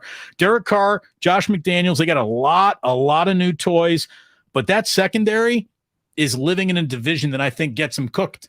I really do. Are they better than the Kansas City Chiefs? Let me ask you this. No. Are the Raiders better than the Chiefs? No. Are they going to be better than the Russell Wilson Denver Broncos? I would say no. Are they going to be better than Herbert in year 3? No. So you're bullish on the Raiders, but you think they're a 4th place team. Well, I'm bullish on the Raiders because I think that they are going to be a better team in a lot of ways, but they still have a defined weakness, and their defined weakness is on the offensive line. Alex Leatherwood is their right tackle. Denzel Good, Andre Jones, John Simpson. I mean, it's a makeshift offensive line. So I think they're going to have a hard time running the ball. I think they're going to have a hard time protecting Derek Carr. But, I mean, they do, their weapons, Josh Jacobs, Devontae Adams, Renfro's very sure-handed. Waller might be the best tight end outside of Kittle in the league. I mean, he's right there with Kelsey and the best that there is. And they will be able to rush the quarterback. And they've got some better talent. I like their defense. I just don't like their O-line. Who has the bigger drop-off without the other? Devontae Adams as a receiver or Aaron Rodgers without Devontae Adams? Because I think Devontae Adams still has a pretty damn good quarterback getting him the ball. Aaron Rodgers without Devontae Adams could be recast big time this year and rethought and refigured out. Aaron Rodgers is I don't think it's totally out of bounds to accuse him of protecting completion percentages as much as he really wants to go for a big play and risk his interception ratios. Like I think he's a little bit of a selfish quarterback in terms of protecting his own reputation of accuracy above all at times. He's an older player who won't stand in against the rush and take that hit. He is going to offload the ball. But I mean, all these people that said he played like crap against the Niners, what the hell are they watching? The guy completed almost 80% of his passes in 1 degree. And when you go, he lost Devontae Adams, and that's going to hurt. But I'm really bullish on the draft, on the receivers they just added. They added Christian Watson, who was the North Dakota State kid who played with Trey Lance. And then if you watch Nevada football, Romeo Doubs is a big-time Nobody guy. watches Nevada football. I know, but Romeo Doubs is a big-time receiver. And so Doubs, Sammy Watkins, Christian Watson, Alan Lazard, you still have Aaron Jones. It's a pretty decent line. Rodgers is still, I think, on top of his game. They've improved their defense quite a bit. They added some athletes, Quay Walker. I kind of like Green Bay to still win you 13, 14 games. And I think Rodgers doesn't miss a beat. I think he's that good. He didn't make Devontae Adams, and all their back shoulder stuff was just incredible. But the gas tank is not empty. He's got some young receivers that are big time. I could see it ending poorly. I'm also... They got an easy schedule. I'm in open rebellion against the Green Bay Packers. I am more of a Packer hater than I am a Bears fan at this point. Because of Rodgers? Just because of, when I rooted for the Bears, there was no one who I heard you going off on Rodgers a little bit last year. Kicked my ass more. Well, thanks for listening. So, look, Buster Olney stopped on by earlier this hour, and he said something that I think is officially a slice of newsworthy, based on the source.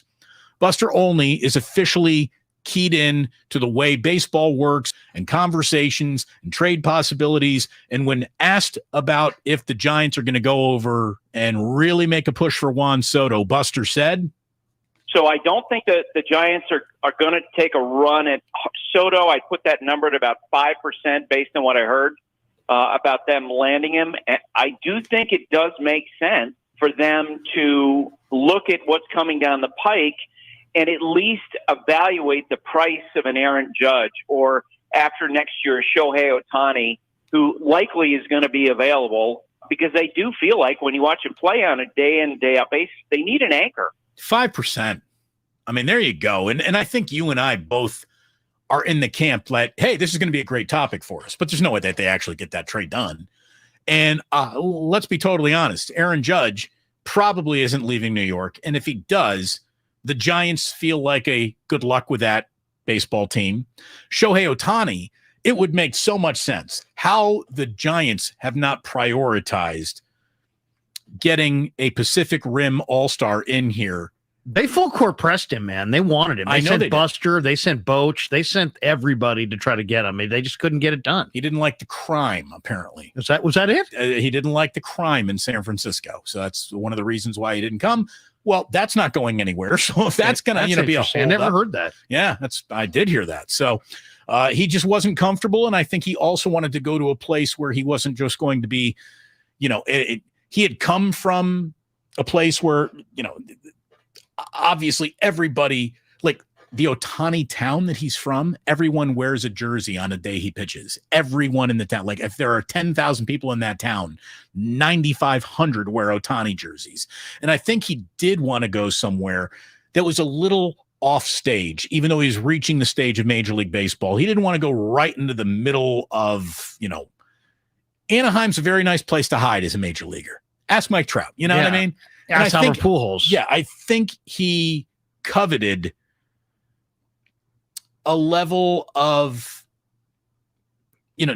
not being in such a large Asian community where he is now going to stand out as the face of that community once again. And down in Anaheim, he could just get away from just massive responsibility. He could do it a little bit more off stage. I'm still floored by the crime comment because, I'd love to see crime, the crime numbers across the country where San Francisco ranks. It cannot rank high. It cannot be in the top 10. That's shocking to me. Somebody on the text line saying, it actually, it was Suzuki that didn't like the crime. But I've also heard that. And then somebody also is saying that a fellow Japanese pitcher told him San Francisco's dirty. And well, that's true. And let's be honest, another reason why he didn't want to come to San Francisco beyond aesthetics or crime statistics was the designated hitter was not available to him.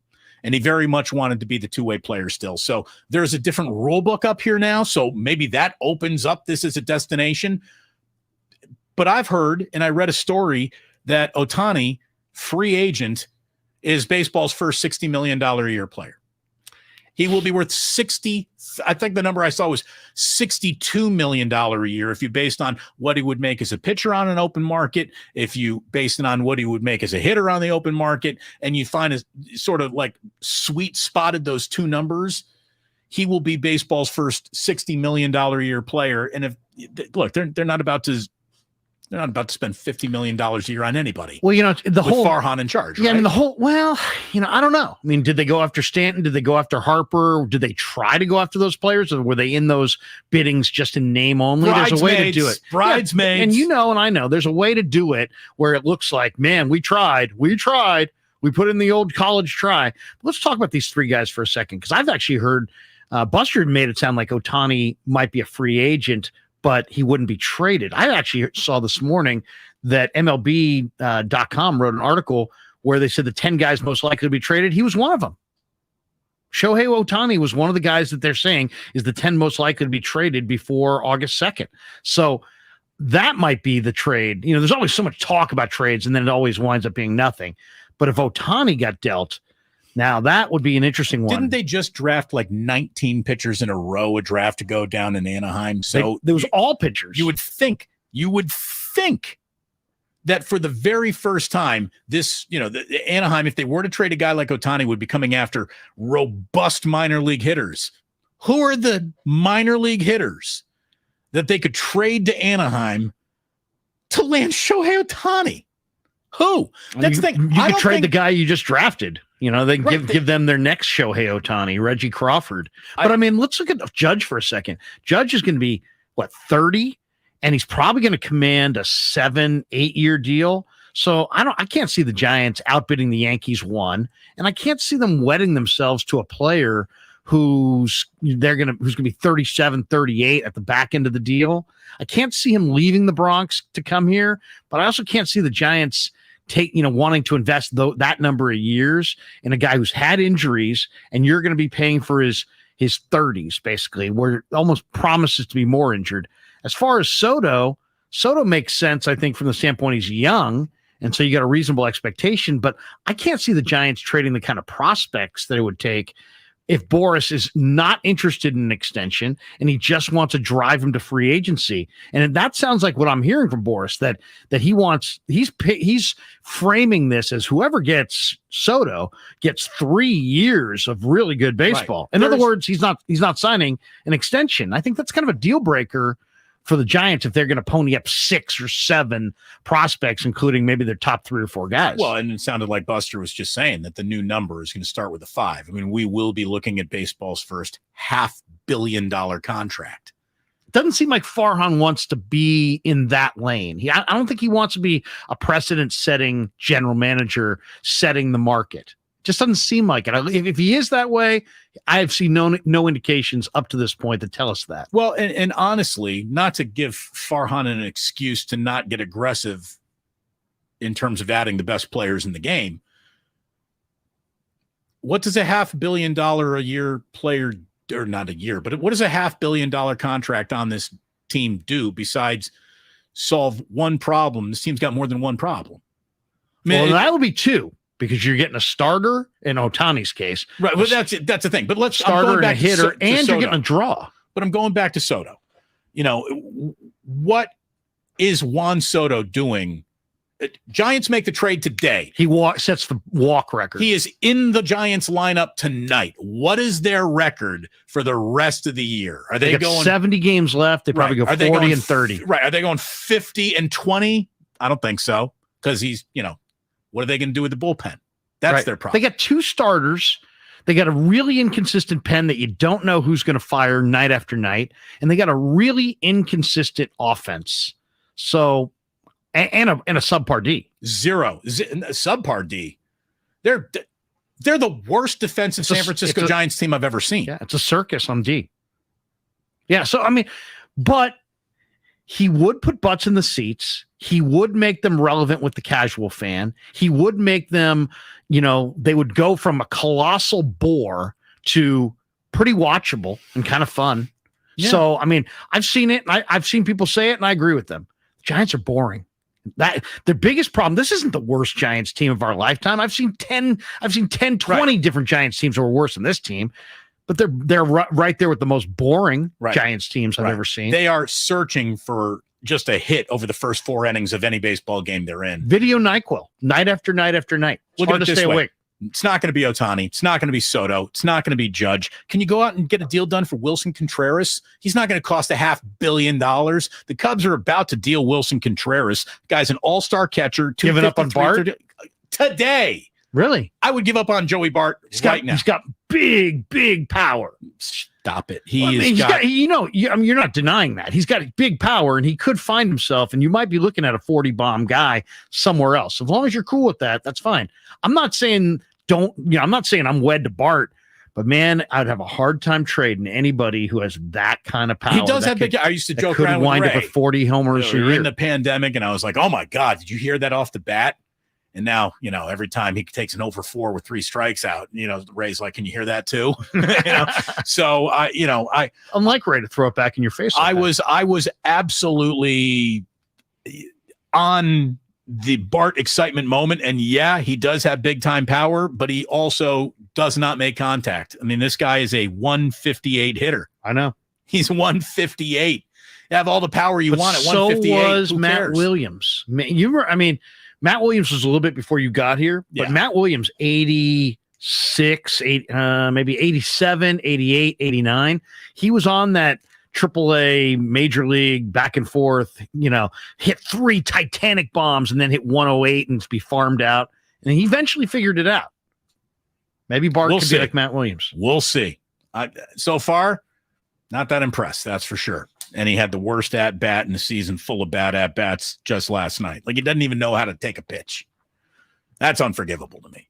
Howie just pitcher's bleeding and dying on the rubber. What are you going to do? I'm going to come out aggressive. Bail him out. What are you doing? Yeah. Okay. So without a doubt, the best thing we've done this week was a conversation with Steve Young, which was just phenomenal. I mean, if you missed this, you're not going to want to miss it. We're going to have a little Steve Young for you coming up next. It is an A+, and that is around the corner. When we come on back, Steve Young will be waiting for you, and then we've got ourselves a hell of a way to wrap up. How about some gambling futures? That sounds like a fun thing to do. And I'm also going to tell you that there's about to be a massive gambling epidemic in America. So, we'll have fun both sides of the coin. Optimistic. Here. Both sides of the coin here on 95.7 The Game. We are brought to you by Fremont Bank. Full service banking, no compromises.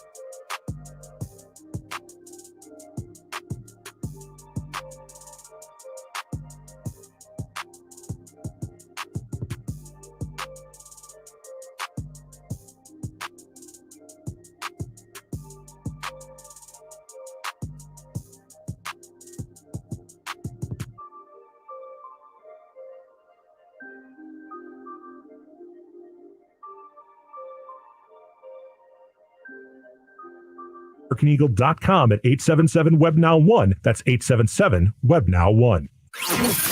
You're listening to 95.7 The Game, KGMZ FM at HD1 San Francisco. An Odyssey station.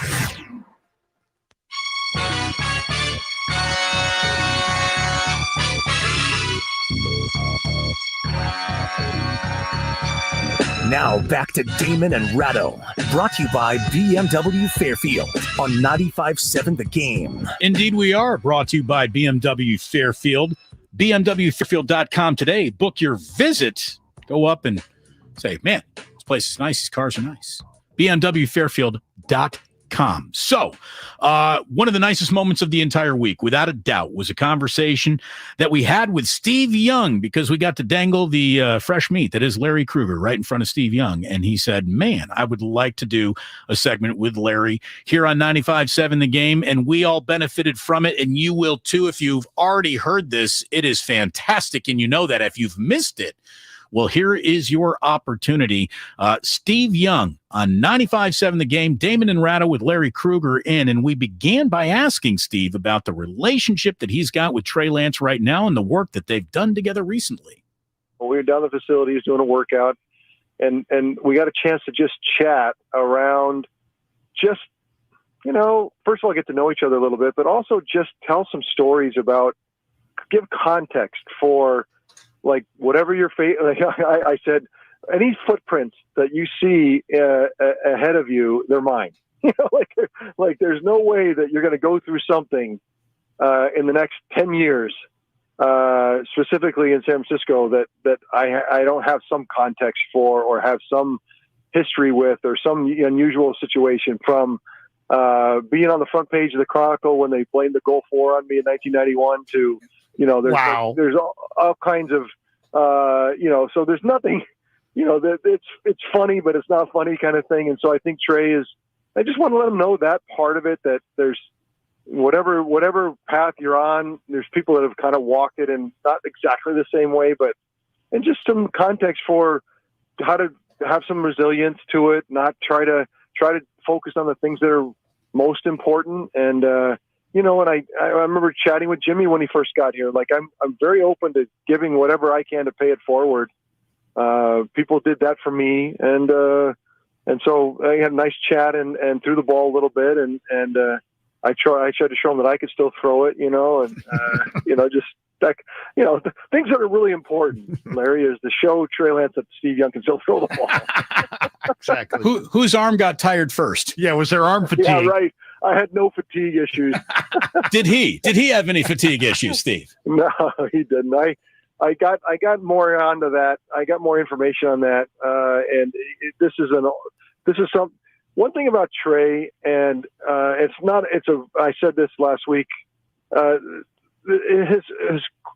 of his great qualities is his attention to detail and his earnestness in doing the job. Like, really laser focused, and he's got the intellect to do it as well. So he's focused, and he has the horsepower.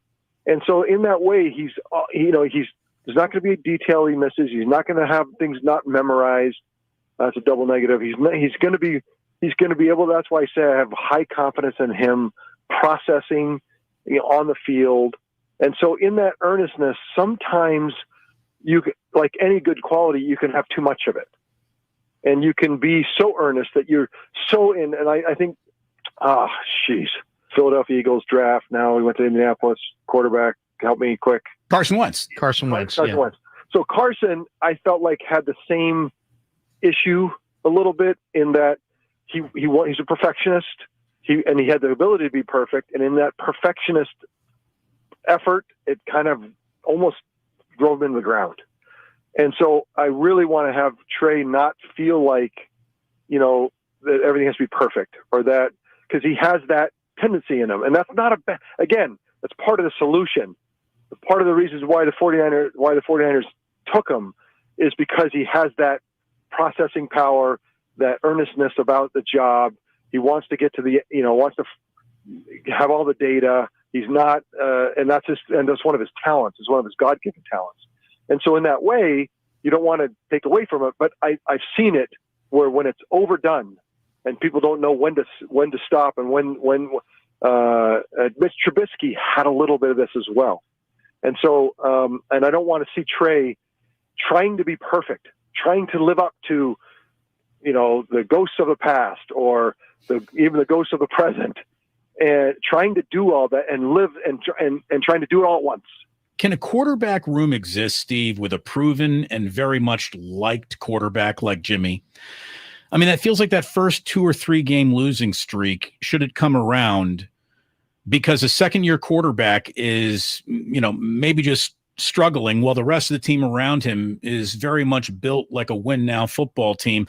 It feels like a really good way to divide a locker room, whether they wanted to divide it or not. Hey, Damon, let me ask you this question. What's different if he's not there? The object in the rearview mirror? This is a Super Bowl team. People believe that. And the quarterback who everyone's focused on and staring at day in and day out, and he's struggling. Yes, it is more complex with Jimmy standing there. There's no question. I get that. But what I would say to Trey is that situation is not necessarily that much harder than the fact that you're struggling and the whole team's staring at you, the whole town's staring at you. You're not doing the job, and you've got to start doing the job. Like, I guess your point is, why make it that much harder when it's already hard, which I appreciate. But at some level, but the thing is do you really think that Jimmy? The issue that really comes down is, then does Jimmy play, right? Because that's when he's sitting there, like, he's going to take. You can't just have a guy struggle and not have someone on the bench who can take his job. So that's the question for management right now, and for John and Kyle is, do you want the ability to put Jimmy in the game to replace Trey when he struggles? Right. It just feels like, okay with that. If you're okay with that and all that entails, then that's not a terrible place to be, to have backups, to have other solutions. It doesn't necessarily mean it's great for the future of your young quarterback. Doesn't mean it's great for stability in the locker room. To your guys' point, it does fracture locker rooms. It can cause lots of grief. But the locker room showed pretty strong resilience last year, just, with inklings of this.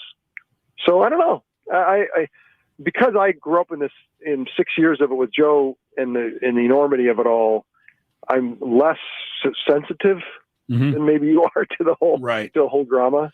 I feel like the drama, in the end, the drama did bring out the best of us. And in some ways, I still believe creative, not toxic personalities. Trey is not toxic personality. Jimmy is certainly not a toxic personality. So in the end, what bad could happen? You heard Jed say that. Was it in February when he said, "Hey, look, we did this with Joe and Steve. It's not that big a deal." Like, you've heard the owner tell you that he's not against it.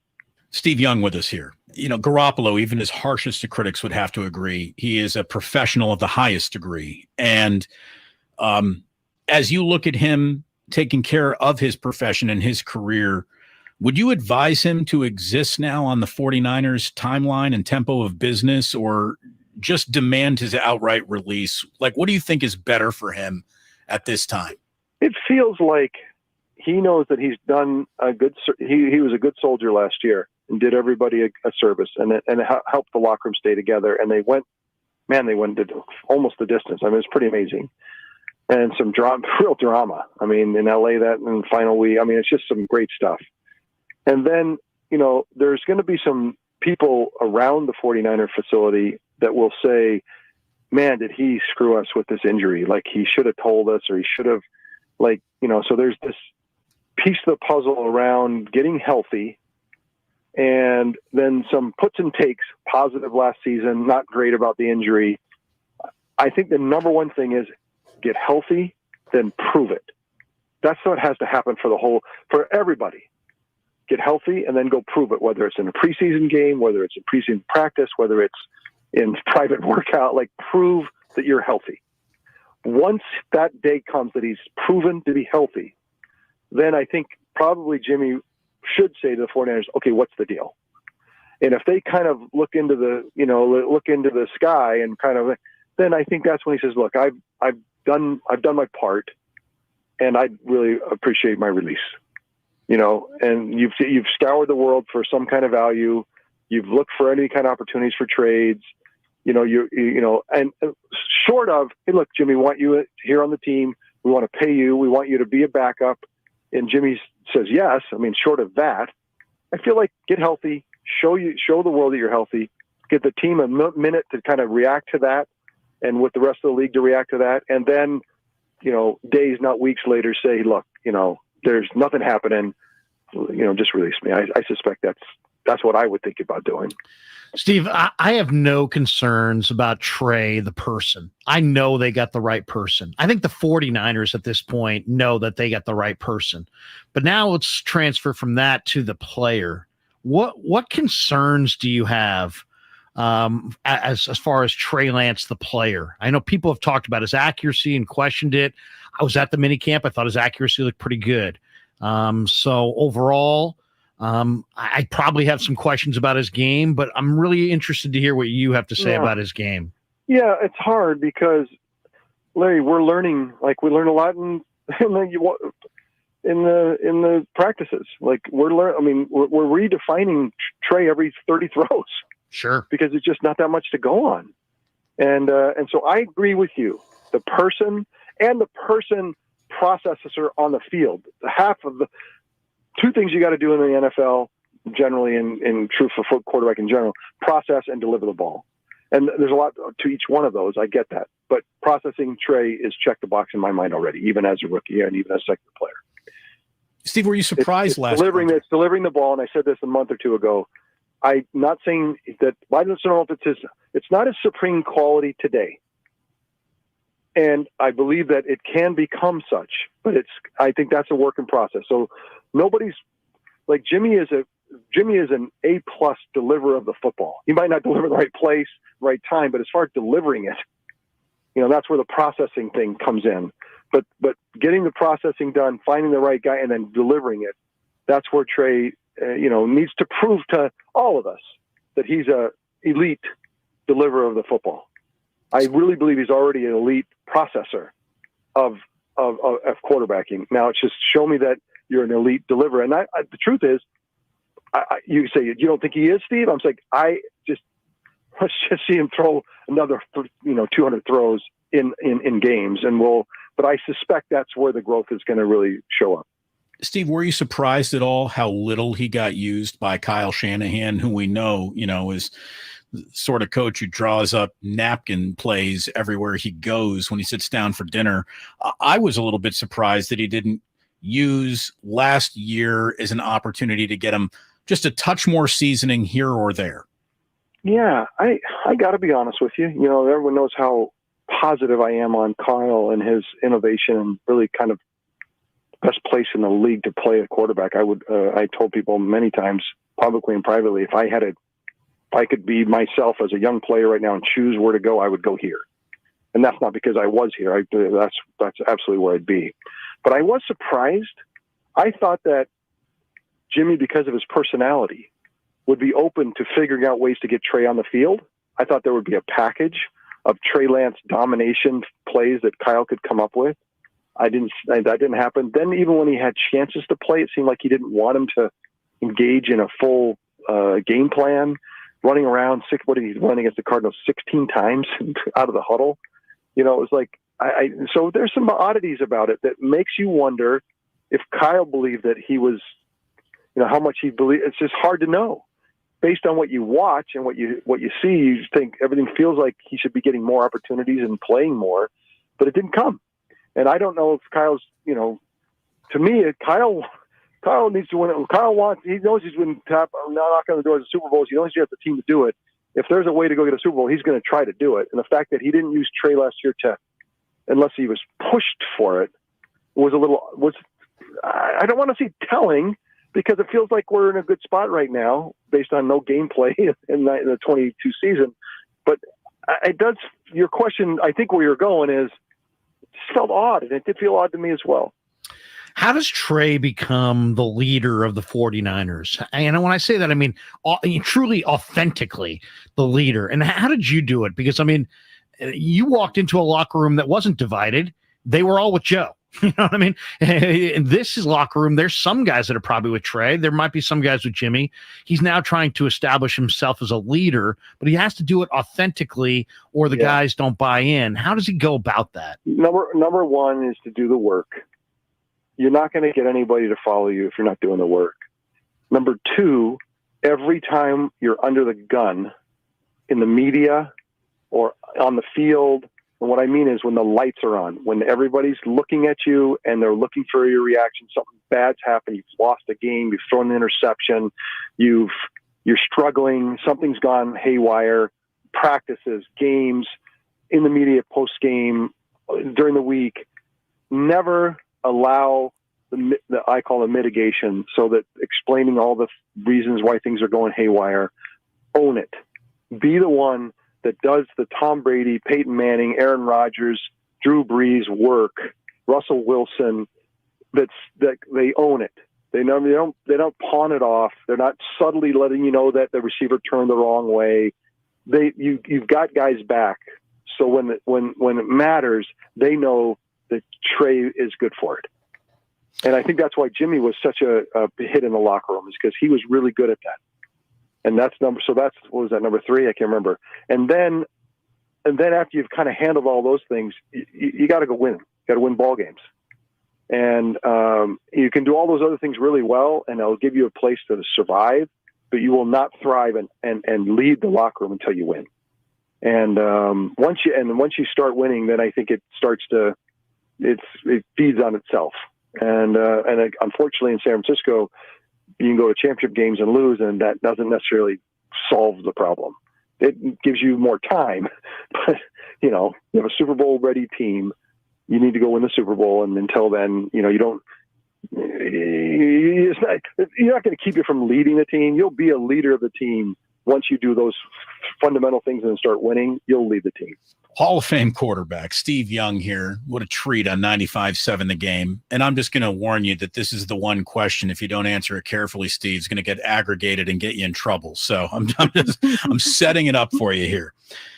Are there any amount of raw tools that you think could ever be more important in a quarterback than being a 68% passer in a rookie season? Because that's what Mac Jones just did in New England. And I looked this up. In your 13-year career, one of the most accurate quarterbacks in the history of football, you had a completion percentage better than 68% only twice in your 13-year career. I really thought that Mac Jones was more built to run the system Kyle really wants. I think Kyle wants his system to be a star, not a quarterback who can make plays off schedule, because as an offensive genius, he just doesn't like being off schedule. I think that fair or foul, he is going to be compared to Mac Jones an awful lot in his career. Very fair. I think that the interest that Kyle had in Mac was real. The exhaustive work that gets done to finally make the pick is books are written, and you have to at some point make a choice. And so their choice was made, and because their interest was real with Mac, it'll always be connected. Like Phillip Rivers and Eli, it's just there's things about this thing that the history that connects you, and so there'll be. So the question's not inflammatory; it's real. But again, what I would tell anybody, young players, just play great football, and don't I hope Trey doesn't spend any time on that. Hope nobody spends time on that, because it doesn't matter. It doesn't help you play great football, and that's all that matters. And so for me, Mac was he was an elite processor. We talk about processing, and has enough of a delivery system that's good enough. The reason why he wasn't the first pick up in the draft, because he wasn't as an elite, dynamic player that can move around in this era. But this is an era of a less sophisticated football that allows for a 75% passer. The game has significantly changed. I'm not trying to make an excuse for the fact that his throwing for 68% and I only did it once. Right. It sounds like you're trying to justify your own incompletions here, Steve.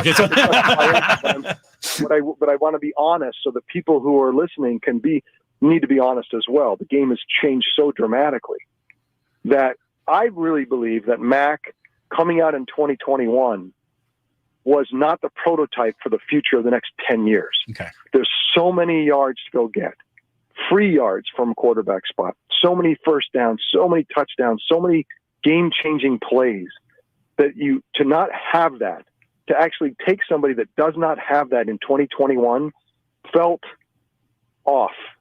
But that does not mean that Mac is not going to absolutely thrive in a less sophisticated world than it is than 20 years ago to be able to be a 75% passer. And to your point, getting in the right system, multiple Super Bowls, multiple Pro Bowls, multiple even MVPs are in Mac's visibility.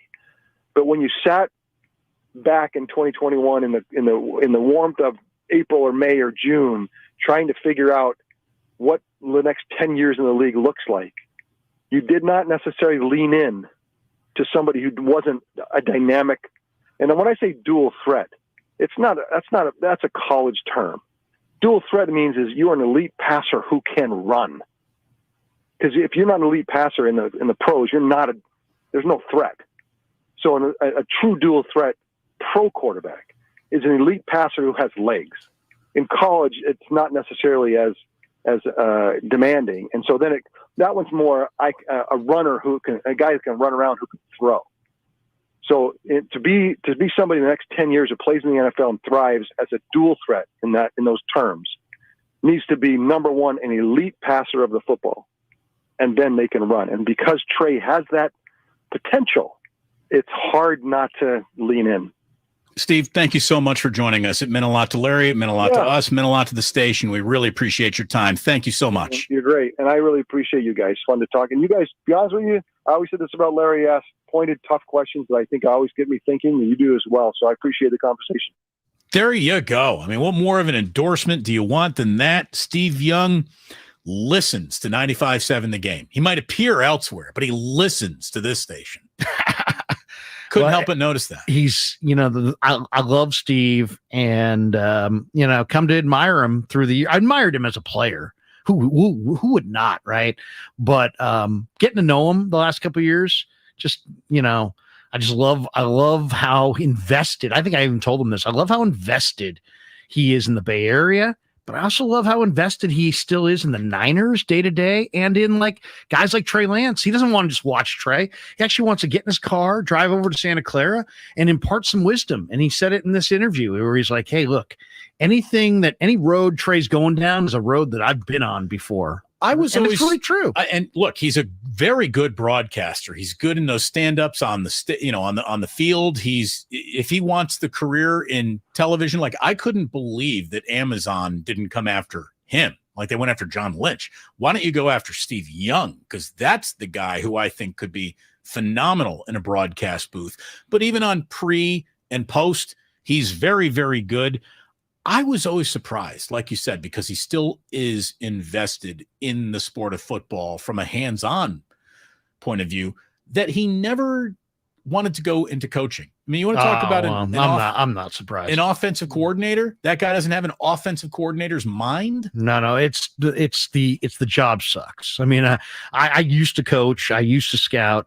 I saw what that career and what that life looks like. It's a grind. You're talking, you don't even realize, Damon. When I worked in the CFL, I would get up, I'd be picked up to go to work at 4:45, 4:45. I was getting picked up to go to work. I was coming home at 1:30 in the morning and doing it again the next day. And I thought these guys were maniacs. And then I started dialing around to different people in the league. And they're like, you know what? That's a little on the heavy side for workload, but not much. These guys, there's no, Shanahan's there, I'm sure, at 5 or 6 in the morning. He's probably there at 5 or 6 at night all the time. That's a 12-hour job. I think it's more like, it's like a 100-hour commitment. And football's bad for your health. Your family pays the price. Right. Football's bad for your health as a player, as a coach, as a scout. There's nothing about that game that really ever loves you back. They need to be legislated against themselves. They need to literally come up with rules to kick guys out of the facility. Otherwise, guys would just live in the facilities. Now, the facilities are better than ever, and you could live there effectively. But if you got a wife, if you got a girlfriend, if you got kids, you may want to see them every now and then. Have you ever listened to a football coach talk about his week? When we had Kyle on last year, he would talk about how Fridays were like his big family night. We watch movies and we get together. What he's not telling you is the rest of the week ain't family night. Oh, no. Yeah, he gets Fridays, and Saturday through Thursday, he's dating the Niners. Right. He's meeting with his coaches and his quarterbacks and his quality control guy and, his general manager and his, the trainers. And, it's just an endless job. By the way, no one probably grinds it out quite like Bill Belichick, right? Bill Belichick says the Patriots aren't going to be using the titles of offensive and defensive coordinators in the wake of of Josh McDaniels leaving. Quote from Belichick: "I'm not big on titles. We have jobs. We'll do the jobs." Okay. When asked about who his play caller is, he said, "We won't be calling any plays for a while. Don't have any games for a while." He's something else. Well, he's got Jared Mayo there, who was a former inside backer, and Steve Belichick, his son. Yep. Steve. They're kind of like the co-defensive coordinators. Right. And I have no idea. Well, the other guy, Matt Patricia and Joe Judge. So Matt Patricia's title is Senior Football Advisor / Offensive Line. Joe Judge, his official title is Offensive Assistant / Quarterbacks, but we still don't know who's going to be calling plays for the Patriots. I'm sure it's going to be Bill Belichick. The Patriots only have one official coordinator. Cam Archford is returning to lead the special teams unit. I guess they're going to call him their special teams coordinator. Bill Belichick also has a guy that he believes in and has had with him for years. His name's Ernie Adams, and he's a football savant. And he has Bill's total trust, and Bill consults with him on everything from personnel evaluation to game planning to quality control, self-scouting, everything. So, and I believe Adams is getting up in age. He may have retired this year, but I know he's been a central figure in their whole brain trust of the Pats. So, look, I guess I don't want to work, in any sort of, hey, it's the end of Friday. Let's talk about the massive addiction that America is about to have, everybody. It's not the open, but I really mean it, Larry. In this decade, you will see as massive a pivot away from gambling as you've seen pivot towards it, because America is about 5 years away from developing a gambling dependency, which is going to drive up like unemployment and homelessness and breaking apart families. Like an epidemic of gambling is coming to America the way that an epidemic of opioid abuse came to America. It is going to sweep through America. It's coming. It's eventually coming. If there's one thing I know America does poorly, it's basically anything in moderation. Candy Crush wasn't a problem until it was in your pocket, and then you played it 18 hours a day. Like, people got addicted to Candy Crush.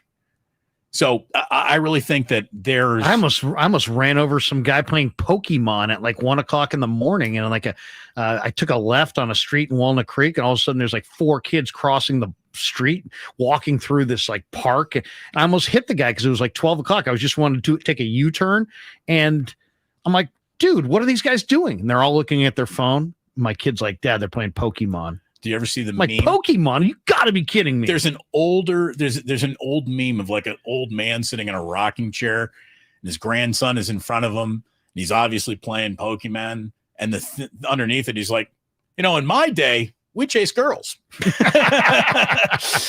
So look, there's a gonna get ugly chart coming to America, and the word gambling is going to start rising up that chart in the next 4 or 5 years. You watch it happen. We do nothing well in moderation as a country.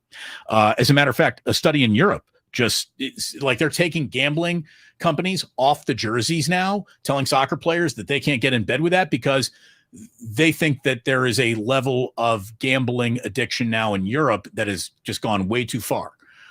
Having said all that, well, and it's more, they're ahead of us, right? There's way ahead of us. Yeah. And you're seeing, attacks on referees and that kind of thing. I think when you brought that up, the first thing I was thinking is Monica Seles, and she got stabbed. And I just think that in these, especially like, let's say the NBA, where you've got courtside, where a guy who could drop literally 10 grand sitting five seats away from Steve Kerr. What happens? Are we going to get to that point where you have somebody where it bleeds into our arenas And I think basketball is the most risky because that you've got the closest proximity between the fans and the players. Well, look, you got crazy lunatics coming out there to make a protest about whatever they were protesting, gluing themselves to the basketball court.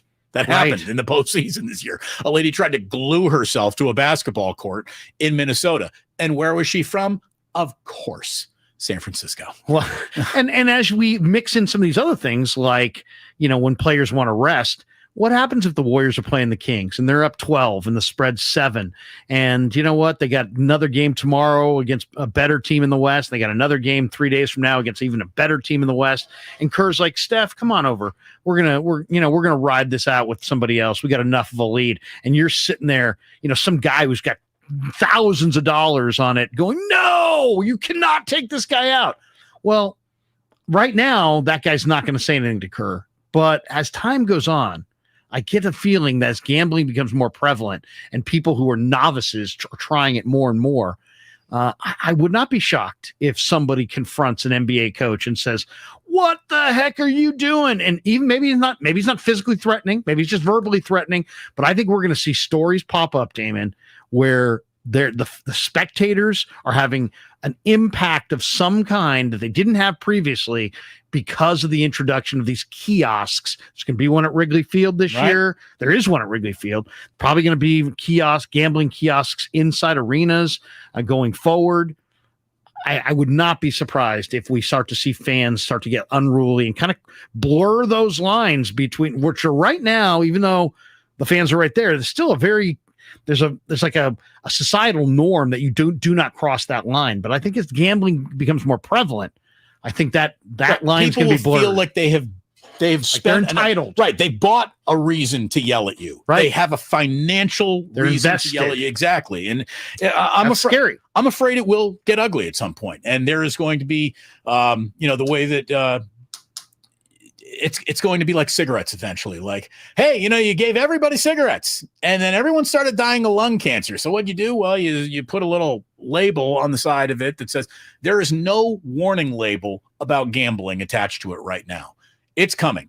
It's coming. And I'm not talking about like, if you have gambling addiction, go ahead and call. No, it's going to be bigger than that. It's going to be way bigger than that. They're mentioning all the things. You see Eli Manning and Peyton Manning with their disclaimers when they're pimping Caesars. They'll say, by the way, if you have a problem, contact this number and this and that. But people who can't afford to gamble have such easy access to it. It's going to become a massive problem. So it's going to happen. Having said all that, Brandon Ayuk, 2022 regular season over-under on receptions, 57.5, Larry. Over-under for Ayuk, 57.5. To me, that feels like an over. I mean, it does. Yeah, I would say that the guy who's going to be really productive this year is Brandon Ayuk, because I think he's got a great relationship with Trey, and I think you're going to see also Trey's got the arm to get the ball down the field to Ayuk. Ayuk usually runs the deepest patterns. So I just wanted to look, what was over under 4.5 touchdowns for Ayuk. He's never scored fewer than 5.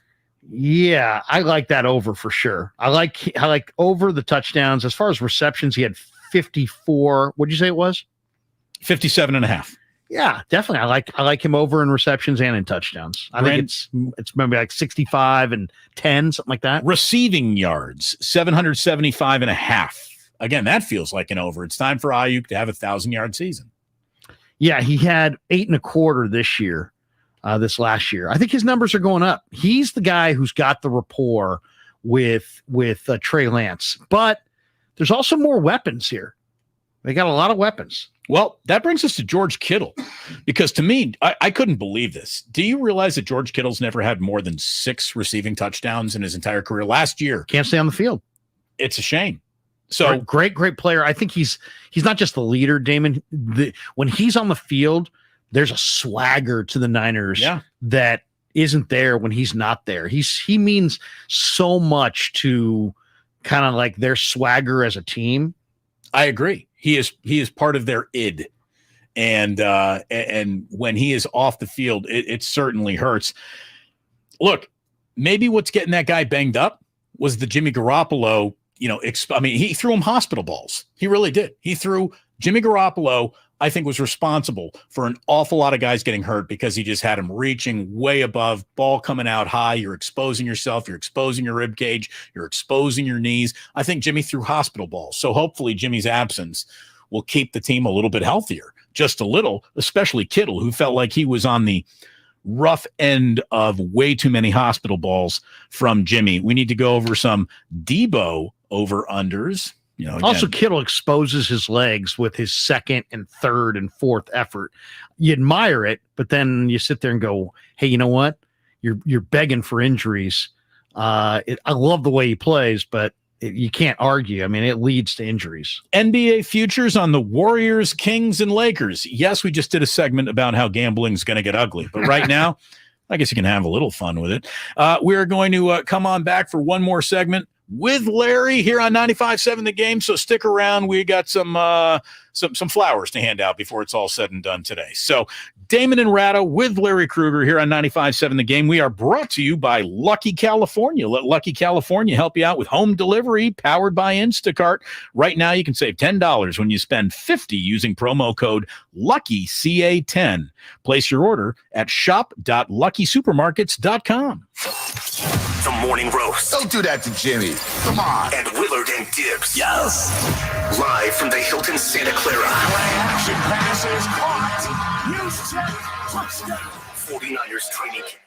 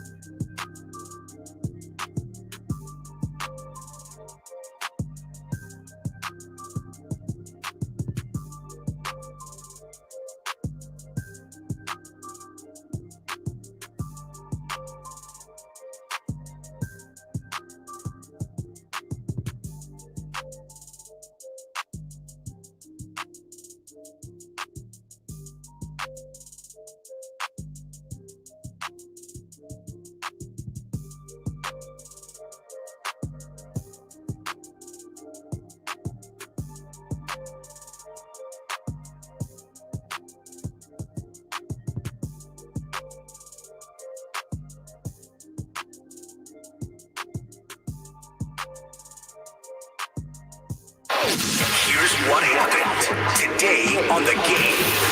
Presented by the County of Santa Clara. The morning roast from 6 to 9. But yet everybody wanted to give all the credit to Farhan.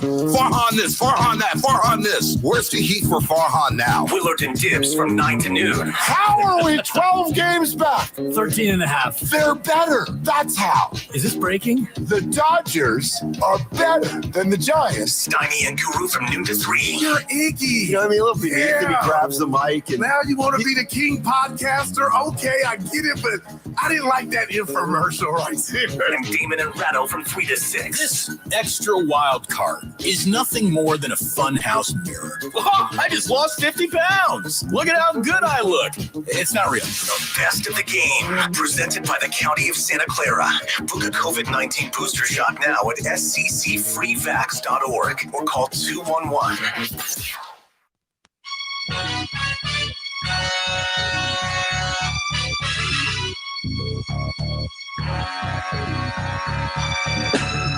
Now back to Damon and Ratto, brought to you by BMW Fairfield on 95.7 The Game.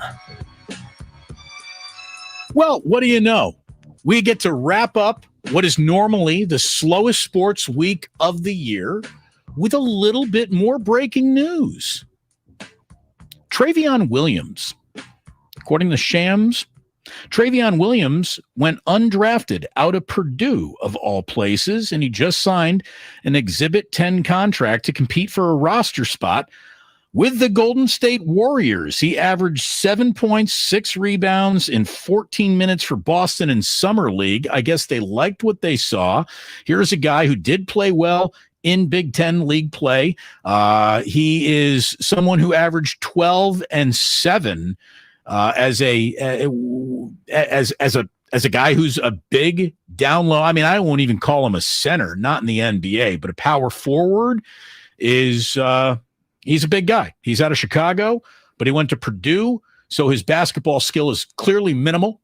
He knows how to play the game because they know how to play the game in the Big Ten. I mean, you set picks, you know how to play, you play for the best shot, and he is a center. I mean, I would say, yeah, he's 6'10", but he's 265. I mean, he's a big boy. He is big. He is big. He looked big on a Big Ten basketball court, but, didn't go to Indiana. I don't know about his decision-making skills. So I wish him the very best.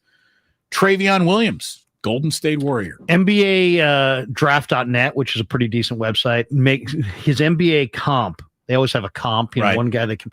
Michael Sweetney. Remember Michael Sweetney? He played for Georgetown. So who knows? I mean, probably not going to make the roster, but now you got Wiseman, you got Loon, and you got Travion Williams. You got another big body up front. I think the odd thing is for the Warriors offseason, the only wing that they signed is Dante DiVincenzo. The clear, glaring weak spot going into the offseason was their lack of wings. Maybe they're expecting Iguodala to come back. Well, I don't know about that. Don't they go Kuminga, Moody, and Wiggins at the 3? Yeah, I think that there's Kuminga is your wing that you're going to get more PT out of this year than anybody else, and then Moody is going to be your 2-3. Backup for Clay, third guy in a small. But here's the thing: the Warriors, it's positionless basketball with them. I mean, it really is. It's Draymond in the middle and put 4 shooters around him, and that's kind of what they do. They've had some success with it, if you haven't noticed. So anyways, a Purdue Boilermaker, and they haven't actually run this past me. I can't believe I didn't get a text from Bob Myers. I'm going to text him after the show for sure. So wanted to come back to these 49ers over-unders because I said we didn't even get to Debo, right? And that's a really interesting situation because how happy he is, how he gets used, where he gets used is going to really, really affect these numbers. His over-under, and he had 77 catches last year, the most of his career. His over-under 69.5 receptions for Debo next year. Way up, because some of those are going to be shovel passes, and he also had 59 rushing attempts, and he's not going to have 59 rushing attempts this year. I would say his rushing attempts are going to be maybe 2.5 a game. Does that sound about right? Maybe like 40, 45, something like that. Nothing in the A gap. Nothing up the middle. Nothing between the tackles. I mean, they'll throw him a little bit here and there. 1,400 receiving yards last year plus. His over-under is 925.5. Now, that to me is where things get a little interesting, because if Ayuk is going to hit the over, which we said, if Kittle could hit his over, I know that they've drafted a couple of young, talented wide receivers that we're going to see out on the field, even though they don't really run a lot of 4 wide receiver sets. Maybe that changes because they got more talent in the room. But, Shanahan rarely has 3 wide receivers on the field. I think Jawan Jennings was their 3rd receiver last year. And what did Jennings get? Jennings he got 70 or 24 receptions on the year. Yeah, for Jennings. 70. Yeah, 24 receptions. So yeah, I and the other thing with Debo, I would stay away from the receiving over under, just from the standpoint of, guys had a lot of soft tissue injuries going back to South Carolina. You don't know how it's going to go.